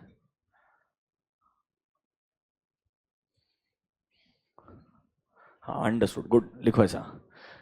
Definition of qualified adverse and disclaimer. हाँ उसके लिए भी यूट्यूब बना दिया होगा ना वीडियो। चलो जाने दो। क्वालिफाइड तुम खुद से लिख सकते हो डेफिनेशन, एडवर्स लिख सकते हो, हाँ बोलो। Let's go to disclaimer, third वाले पे आ जाओ, मजेदार है। और तुम खुद लिखोगे ना, जगह छोड़ने का बस। आ जाओ डिस्क्लेमर पे। यहां पर एक बहुत इंटरेस्टिंग चीज है, पहले पॉइंट नंबर ए पढ़ो, ये समझता है क्या तुमको? रीड जस्ट पॉइंट नंबर ए, जस्ट रीड पॉइंट नंबर ए.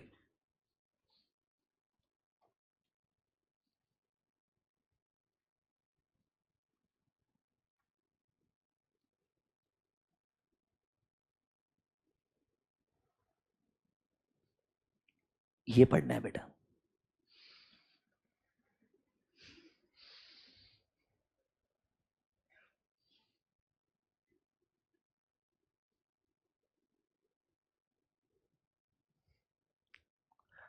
ये तो इजी लग रहा है ना सर? अरे ये तो बॉक्स उठा के लिखा ना डायरेक्टली उसने, सीधा सीधा वही है ना? हाँ हाँ, अरे you are unable to obtain sufficient and appropriate audit evidence, और इसलिए आप कंक्लूड करते हो that the possible effects of undetected misstatements could be both material as well as pervasive. This is absolutely coming from the box. Point number B क्या है? I want everyone to read along with me, and then once we are done reading, I want you to think about DHFL and then tell me, do you understand this? देखो, the auditor shall disclaim an opinion when in extremely rare circumstances involving multiple uncertainties. There are multiple uncertainties and auditor concludes, notwithstanding, yes, हो सकता है हमें sufficient and appropriate audit evidences मिले हैं regarding each of these individual uncertainty. हर individual level पे हमें evidences मिले हैं. It is not possible still to form an opinion. Why? Due to potential interaction of all these uncertainties and their cumulative effect which is possible on. अरे यही तो बताया था तुमको. हो सकता है एक ऑर्गेनाइजेशन में इंडिविजुअली अनसर्टेनिटीज ठीक लग रही है हर एरिया में. There is a problem in area, I understand, but individually जब मैं एविडेंस ऑब्टेन कर रहा हूं थोड़ा कंफर्टेबल लग रहा है. पर जब मैं इस कंपनी के बारे में सोचूं, it is not just one area, there are so many areas involved and in all of them I see a problem which can be possible. Uncertainties can be possible. And जब मैं सबके बारे में collectively सोचूं, हाँ individually कोई मेरे को बोलेगा ना डिपॉजिट्स पे ओपिनियन दे, मैं कंफर्टेबल हूं, I can say I am comfortable. But अगर मैं डिपॉजिट्स, एडवांसेस सब कुछ कंपेरेटिवली पिक करता हूं तो ऐसा लगता है यार इतने ज्यादा चैलेंजेस है इस कंपनी के अंदर. There are so many public negative comments out there. I believe there can be some serious issues which मैं भी एज ऑडिटर शायद ढूंढ नहीं पाया हूं. और सोचो ना यार, अगर इन्वेस्टिगेशन करने को 4 साल लग गया यार, it's not something which you identify overnight. You can be like one of the best people, but still आपको ट्रेस करना पड़ता है ये ट्रांजैक्शन इसके थ्रू क्यों हुआ. फिर उस इंसान के बारे में पूरा इंफॉर्मेशन निकालना पड़ेगा आपको. ये बैक ट्रेसिंग करने में टाइम लगेगा. और ऑडिटर तो इन्वेस्टिगेटर है ही नहीं ना यार. ऑडिटर तो ऑडिटर है, तो उसको जहां भी ऐसा बहुत सिग्निफिकेंट प्रॉब्लम्स लग रहा है, अनसर्टेनिटीज लग रहा है, वो क्यों रिस्क लेगा ये बोलने का. वो रादर ये बोलेगा, मैं ये भी नहीं बोलना चाहता हूं कि ट्रू एंड फेयर नहीं है, मैं ये बोलना चाहता हूं कि मैं ओपिनियन नहीं देना चाहता हूं यार. This is that rare circumstances where I'm not comfortable even giving an opinion. Forget about deciding true and fair or not. I have decided something else only. That I cannot even comment or conclude in this particular engagement because I see so many uncertainties. I'll give you one more example. शायद थोड़ा सा better समझ में आएगा. DHFL similarly उस time period में एक company का स्टॉक और गिर रहा था, आइडिया, 100 रुपए से 10 रुपए पे. बट क्या आइडिया में फ्रॉड था? क्या आपने एक भी ऐसा नेगेटिव रिमार्क सुना है that there is a fraud in idea?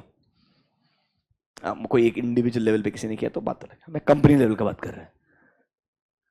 Vodafone Idea, have you heard any such negative public comment that there is a fraud? नहीं. आपको एक इंटरेस्टिंग चीज बोलता हूं, आइडिया क्यों गिर रहा था. I am sure you must be aware there is something called as AGR dues. कुछ कंपनी को ड्यूज पे कर रहे थे गवर्नमेंट को, not just Idea, even Airtel. Jio का अमाउंट बहुत कम था बिकॉज जियो IL8 था. These dues belong to those years when Jio didn't exist. Do you get my point? And that amount of dues what company had to pay was a very big amount, सम 50,000 करोड़ के ऊपर. Problem क्या है idea में? सिर्फ एक ही problem है कि मेरे पास में सफिशिएंट शायद पैसा नहीं रहेगा उसको पे करने के लिए, और शायद मेरे कंपनी में चैलेंजेस आ जाएंगे. I may not be able to continue, right? That is the only challenge. I am not saying there is a fraud in financial statement. I am not saying we have done something wrong in any area. हाँ stock गिर रहा है, मैं मना नहीं कर रहा हूं इसके अंदर, पर दोनों के पब्लिक कमेंट्स में डिफरेंस है। एक में आप मैनेजमेंट के अगेंस्ट इन्वेस्टिगेशन कर रहे हो, दूसरे में आप बोल रहे हो company may not survive. That is part and parcel of business. Your opinion should not have, please understand, your opinion should not have any relationship कि कंपनी का बिजनेस डूबेगा या चलेगा। अगर एक कंपनी का बिजनेस डूब भी रहा है और कंपनी का मैनेजमेंट ये बात मान रहा है, हां गोइंग कंसर्न इशू आ सकता है, तो ठीक है, वो लिख के दे रहा है ना that there can be going concern issue. Are you understanding my point? I will still give a clean opinion because financial statements are not wrong. My job is not to comment on the future of the company. My job is to comment on the numbers which I see. Are you understanding the difference? I'll show you idea का report given a clean opinion and एक matter लिखा है that AGR due spending है, बहुत significant risk है, but company का financials गलत नहीं है यार. देखो सेम पीरियड का ही है, वोडाफोन आइडिया 2019. कौन सा ओपिनियन दिया? ओपिनियन लिखा मतलब क्लीन ओपिनियन दिया ना यार. कंपनी में कुछ गलत नहीं है, समझो मेरा बात. कंपनी का पोजीशन खराब है, दैट्स अ डिफरेंट स्टोरी. इधर देखो, कैन यू सी एक मैटर दिख रहा है कुछ तो, हाँ कहीं नाम सुना था सर. Understanding important. नीचे देखो sir, it describes the uncertainties related to legal outcome in respect of department of telecommunication and with the company. जो notice one time spectrum charges approximately 50,000 crore के ऊपर का अमाउंट था जो उनको पे करना है, वो पेंडिंग था उस समय में. बट यार वो प्रोविजन बना रहा है, वो अपने नोट्स को दिखा है, नोट नंबर 45 उसमें कंपनी ने लिखा है, नोट नंबर 45 में ये केस पेंडिंग है, गवर्नमेंट का ये डिमांड है, कंपनी को लगता है ये पेएबल होना चाहिए. अगर कंपनी ने इतना बोला, हमने इतने का प्रोविजन बनाया है and yes we are lacking this much, company accept करके सब कुछ रिपोर्ट तो कर रहा है यार. अगर ये कंपनी रिपोर्ट ना करे, फॉर एग्जांपल, मैं 100% बोलूंगा परवेसिव है, this will impact the entire company. But अगर वो रिपोर्ट कर रहा है, तेरे को मालूम है, it is just one area and the world knows that this problem exist. Are you understanding the difference? See, यही ऑडिटर का judgement comes into picture. I know इतना डिस्कशन का जरूरत नहीं है, but this is a topic where आपका judgement and experience दिमाग में धीरे धीरे चलना चाहिए. Because next time when you are part of such discussions ever during your articleship, you should know what to talk. कभी कभी अपन मजाक में चीजें बोलते थे ना, अरे बिजनेस खराब है ना, अरे तो that has no relationship with your audit. Understand that. Yes, आपको फीस नहीं मिलेगा, अगले साल कंटिन्यू मत करना. That is different business. Are you understanding my point? But that does not mean you give a different type of opinion. Please understand these differences. I hope this is clear to you. पक्का? According to me disclaimer of opinion भी आपको थोड़ा समझ में आया होगा, पर disclaimer मैं लिखवा के देता हूं आपको. नोटबुक्स में आई है, under definition right down number A, disclaimer of opinion.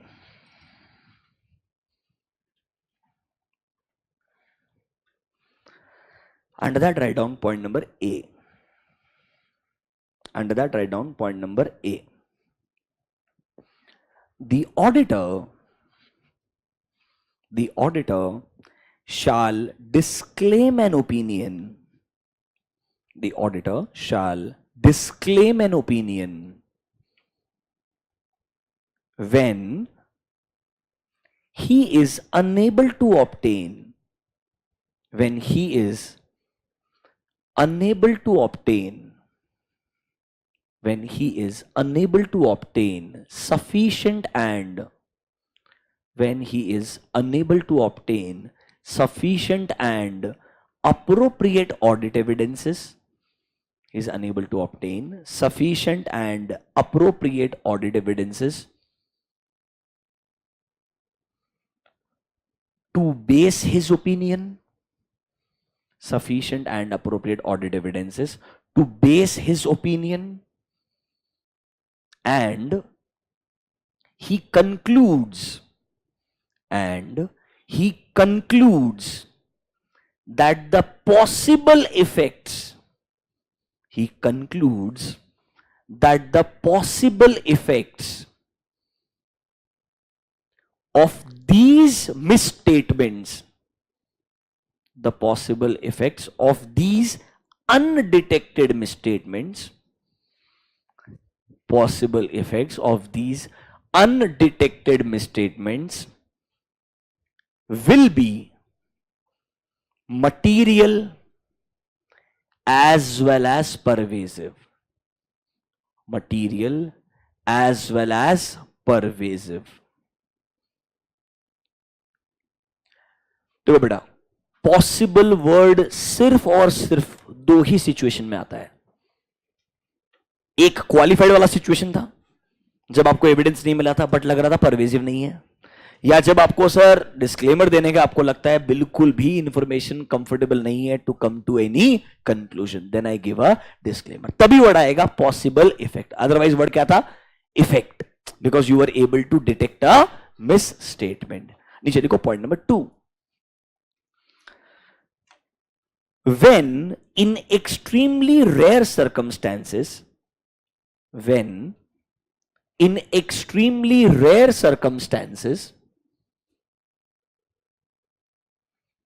auditor concludes, in extremely rare circumstances, auditor concludes that notwithstanding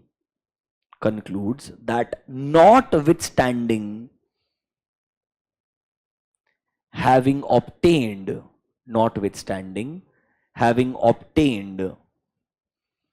sufficient and appropriate audit evidences,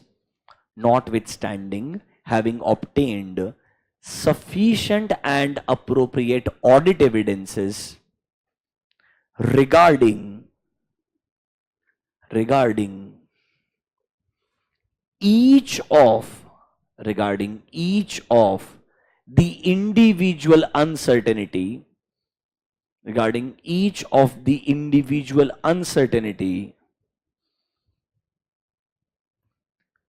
it is still not possible,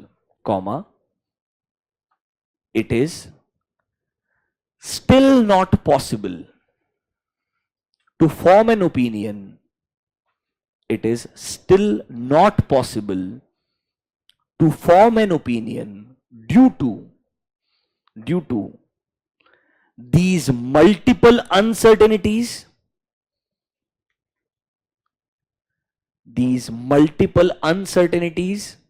and their potential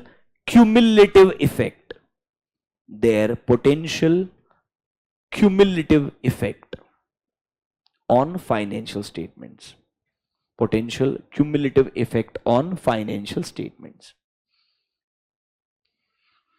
मतलब point number 2 क्या बोलता है?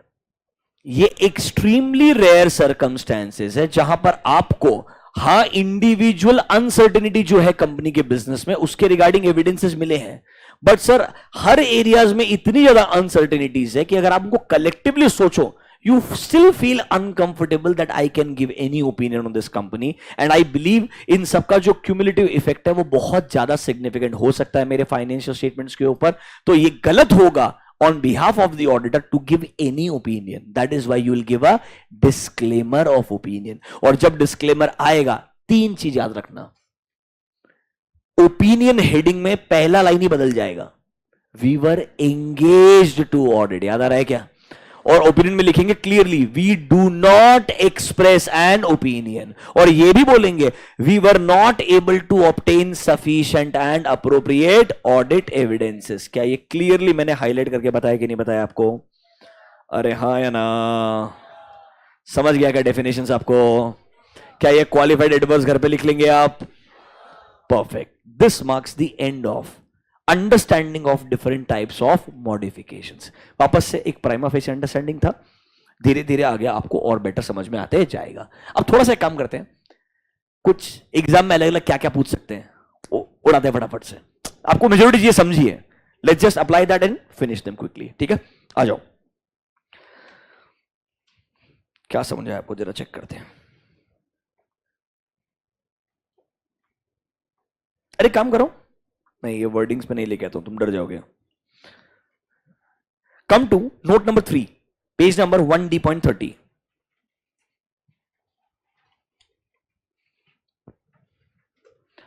Note number 3.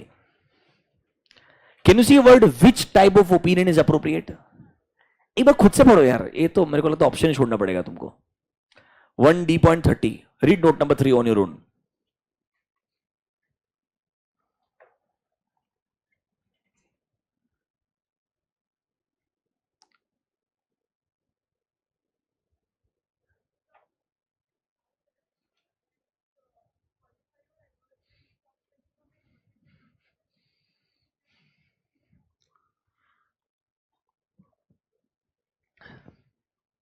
Sir आप जब qualified देते हो, adverse देते हो, कंपनी को बताते हो ना कि ऐसा ओपिनियन आने वाला है, डिस्क्लेमर के केस में भी रहेगा। सी आपने, समझो मेरा बात, या तो मैनेजमेंट ने मना ही कर दिया होगा कि मेरे को ओपिनियन देना ही, मेरे को तुमको ऑडिट एविडेंस देना ही नहीं है, तो बात खत्म है ना। या तो डिस्क्लेमर दो, मैं तो बोलूंगा डिस्क्लेमर से भी बढ़िया छोड़ ही दो ना ऑडिट। लॉजिकल है कि नहीं है? वाई टू कंटिन्यू, छोड़ देना चाहिए ना यार। क्या लग रहा है, मैनेजमेंट खुद मना कर रहे हैं, will not provide you sufficient approval audit evidence, क्या करोगे? थैंक यू बोलने का और निकल जाने का? हाँ, फीस फीस फीस। जब काम ही नहीं किया तो फीस क्या को चाहिए? थोड़ा बहुत तो किया ना सर। सर उसके चक्कर में दूसरे क्लाइंट को मना किया ना मैंने। अच्छा इतना रेपिटेशन है, कॉन्फिडेंस देखो मतलब यार जिंदगी में। सी लॉफुली भी ऐसा बोलते हैं अगर आपको लग रहा है मैनेजमेंट। अच्छा पहले तो सुनो, एंगेजमेंट टर्म्स होते हैं, और स्टेप्स इन ऑडिटिंग पढ़ाया था। नंबर 2 था ना agreeing the terms of engagement. उधर मैनेजमेंट मैं बताऊंगा, उसमें लिखा रहता है हम ऑडिटर को सब इंफॉर्मेशन देंगे जो ऑडिट के लिए जरूरी है, उन्होंने साइन किया होगा। समझ रहे हो मेरे बात? तो जब तुम ऑडिट शुरू करोगे, अगर उन्होंने आपको एविडेंस देने से मना किया तो एंगेजमेंट लेटर लेके आने का। ऑब्वियसली ना, मतलब you had agreed this right, you should provide me the required information. फिर भी वो मना करेगा, मतलब indirectly are they restricting your scope of audit? आपको काम ही नहीं करने दे रहे ना यार। And if it looks extremely significant you should not continue. But अगर आपको लगता है नहीं सर हमने काम किया था, ये जब ऑडिट का एंडिंग आ रहा है ना, तब ऐसा प्रॉब्लम बढ़ते जा रहे हैं। एंड ये प्रॉब्लम इतना बढ़ गया कि अब मुझे डाउट आ रहा है कि मैंने 3 महीने में भी जो काम किया है ना, वो भी रिलायबल है क्या? और इतना काम तो किया है, मैं रिपोर्ट तो देके जाऊंगा। समझ रहे हो मेरा बात? तो ठीक है, डिस्क्लेमर देने का, और क्या है?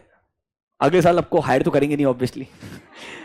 उसमें डाउट वाला बात ही नहीं है 100%। अगर it's more like an argument then this will not happen.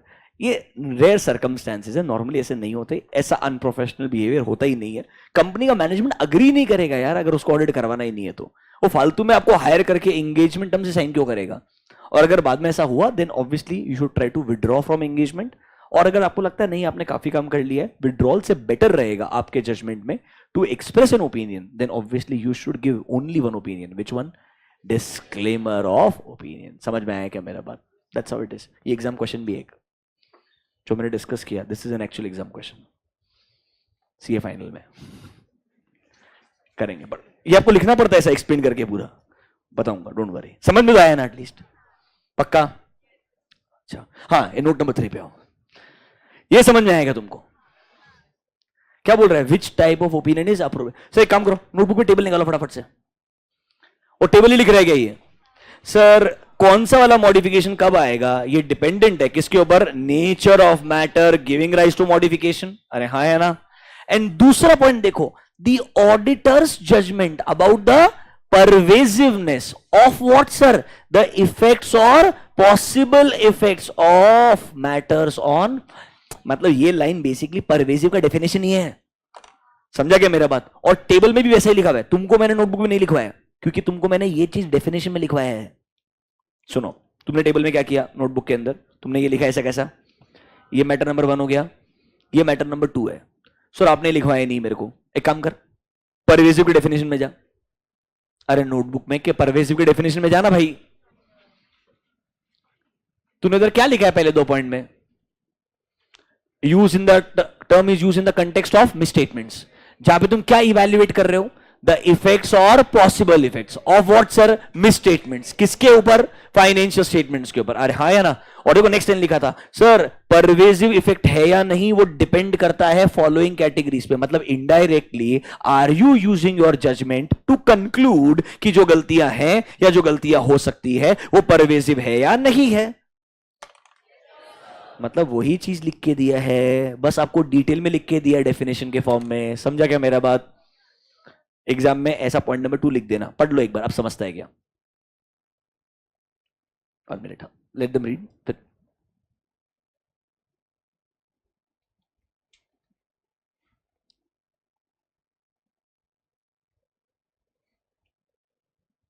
हाँ बोल।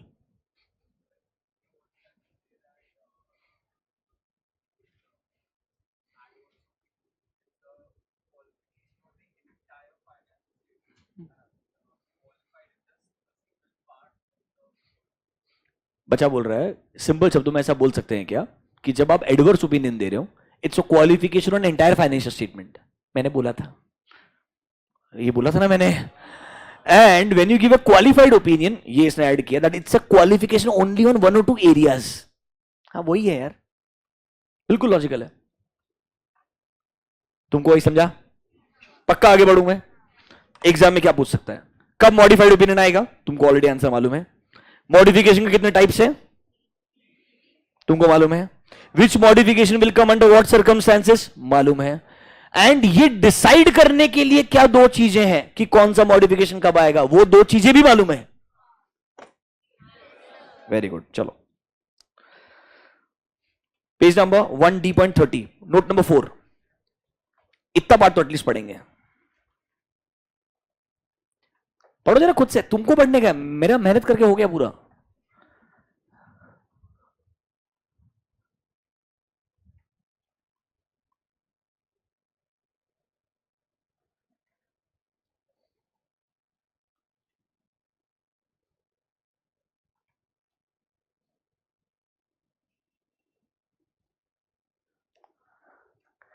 ठीक बात है ना?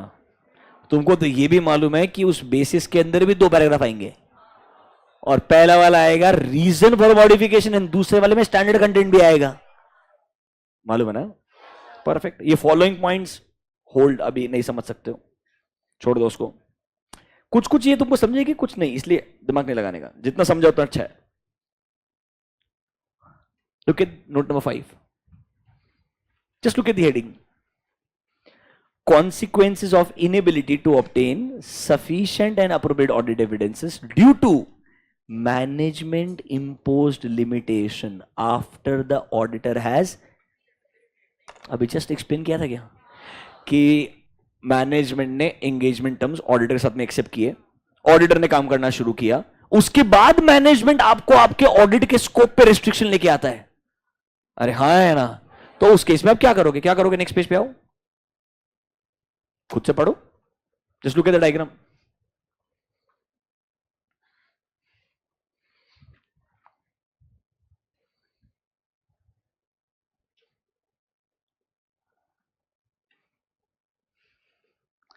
सबसे पहले request, let's continue with the terms you agreed. समझ रहे हो मेरा बात? मान गया तो अच्छा बात है, नहीं माना तो क्या करने का? मना किया उसने। सबसे पहले कम्युनिकेट करो सर, जोक समझो, किसको कम्युनिकेट करो? टीसीडब्ल्यू। अरे TCW is your audit committee here. बोला था मैंने, मैनेजमेंट सिर्फ वो डायरेक्टर्स होते हैं जो बिजनेस को रन करते हैं।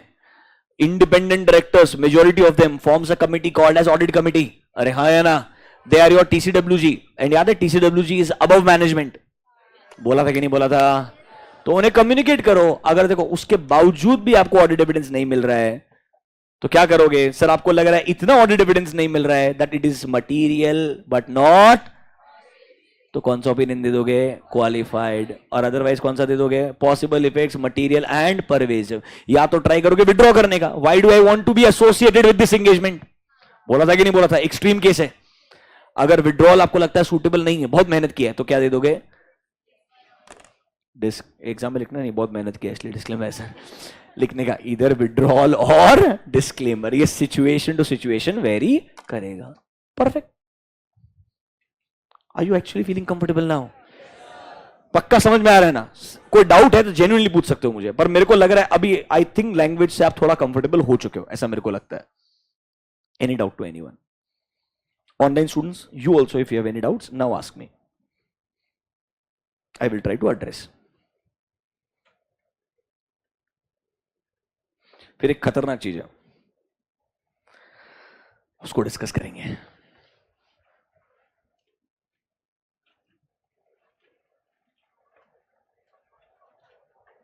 ऐसे एक बच्चे ने 5 बार पूछ लिया है, sir can there be a disagreement between, अरे अरे अरे खतरनाक है, चलो, can there be a disagreement between 2 auditors?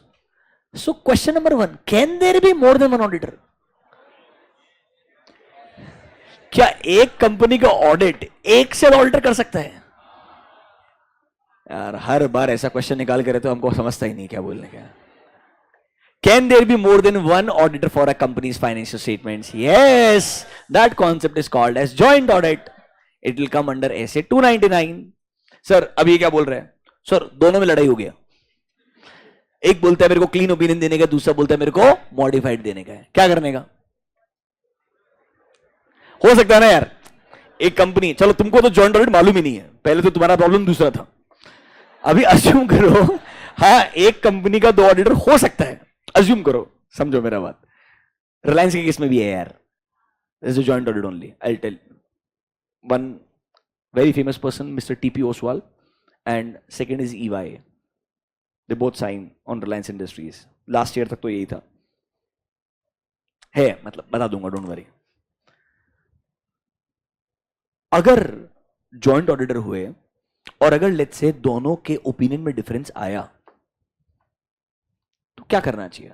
Let's say 3 joint auditor है, assume a situation, there are 3 joint auditors, 2 बोलते हैं क्लीन ओपिनियन, एक बोलता है मॉडिफाइड, मेजॉरिटी लगा दें? I am asking you. अरे SBI वगैरह के केस में 10-10 जॉइंट ऑडिटर होते हैं, बैंकिंग कंपनीज में RBI का नॉमेनक्लेचर है कंपल्सरीली स्टैट्यूटरी। अरे SBI का ऑडिट करना जोक नहीं है बेटा, मतलब नंबर्स तुम देखोगे ना तुम्हारा दिमाग ही खराब हो जाएगा। The amount involved in their financials is so big that actually one individual firm definitely cannot do it, and RBI knows it since years. That's why they have a compulsion that you need to have joint auditors. bare minimum 8-10 रहते हैं, बताऊंगा आपको, don't worry. अभी के लिए अगर ऐसा 3 joint auditor है, सिचुएशन खत्म करते हैं अभी के लिए, 2 बोल रहे हैं क्लीन, एक बोल रहा है modified, what do we do? Can we apply majority concept? क्या करना चाहिए बोलो ना यार, तुम्हारे हिसाब से? 2 रिपोर्ट देते हैं सर, एक काम करते हैं, एक क्लीन रिपोर्ट देते हैं, एक मॉडिफाइड रिपोर्ट देते हैं, कर सकते हैं ऐसा? यस, ऐसे 299 बोलता है अगर एक भी जॉइंट ऑडिटर को लगता है उसका ओपिनियन अलग है देन अदर ऑडिटर्स, उसके पास में राइट है एंड उसका ड्यूटी भी है, उसने सेपरेट ओपिनियन देना चाहिए। क्या कर रहा है सीरी यार?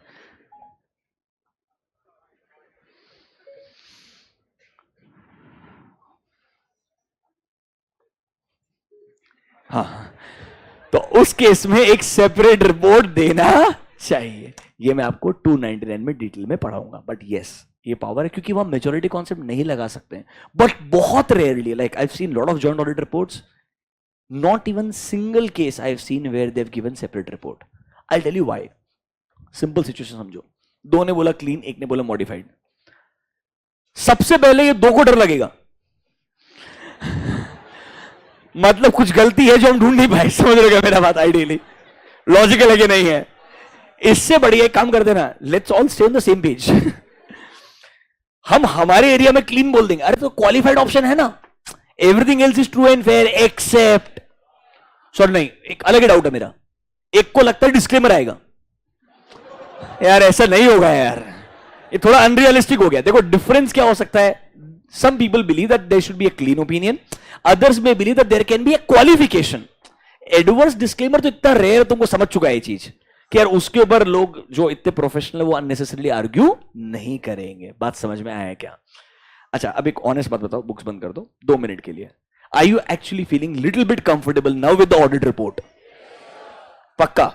सी आई न्यू स्टार्टिंग पार्ट थोड़ा चैलेंजिंग रहता है, that's why we went little bit more slow. अब एक और स्टैंडर्ड है ऑडिट रिपोर्ट रिलेटेड, 706।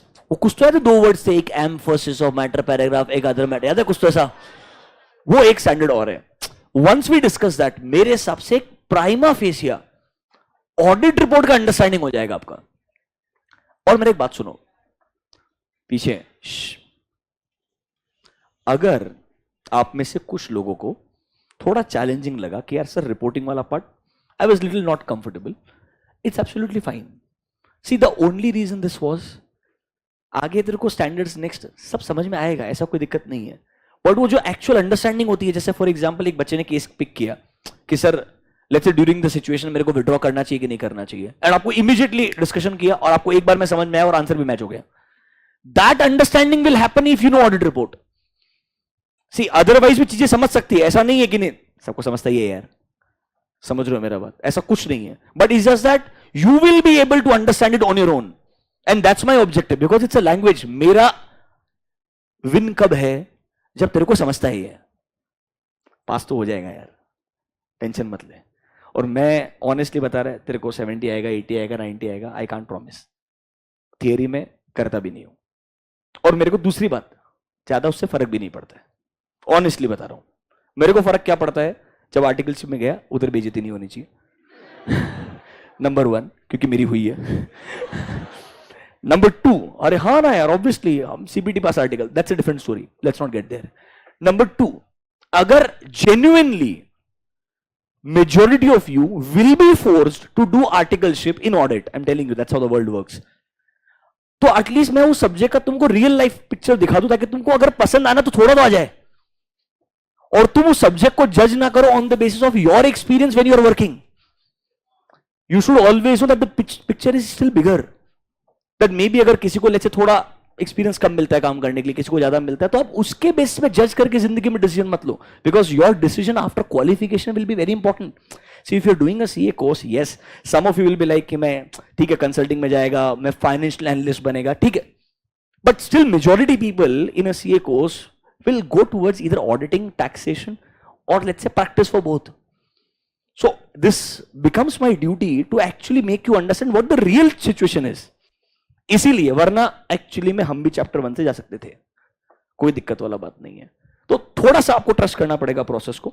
एक और स्टैंडर्ड है 706, उसके बाद तो चीजें सही में ऐसा बहुत ही आसान लगने लग जाएगी, बिकॉज देन इतना ज्यादा चैलेंजिंग चीजें है नहीं. आफ्टर सम टाइम चीजें थोड़ी वापस बदल जाएगी when we come to the audit planning part. Do you get my point? But yes, I'm sure you all will be comfortable. Are we good? Just one request, books नहीं collect किए तो collect कर लो. दूसरा चीज, Telegram channel पे form दिया है, तुम अगर फेस टू फेस अटेंड कर रहा है या ऑनलाइन अटेंड कर रहा है, रजिस्ट्रेशन करना पड़ेगा, ठीक है. Yes, thank you guys, bye bye.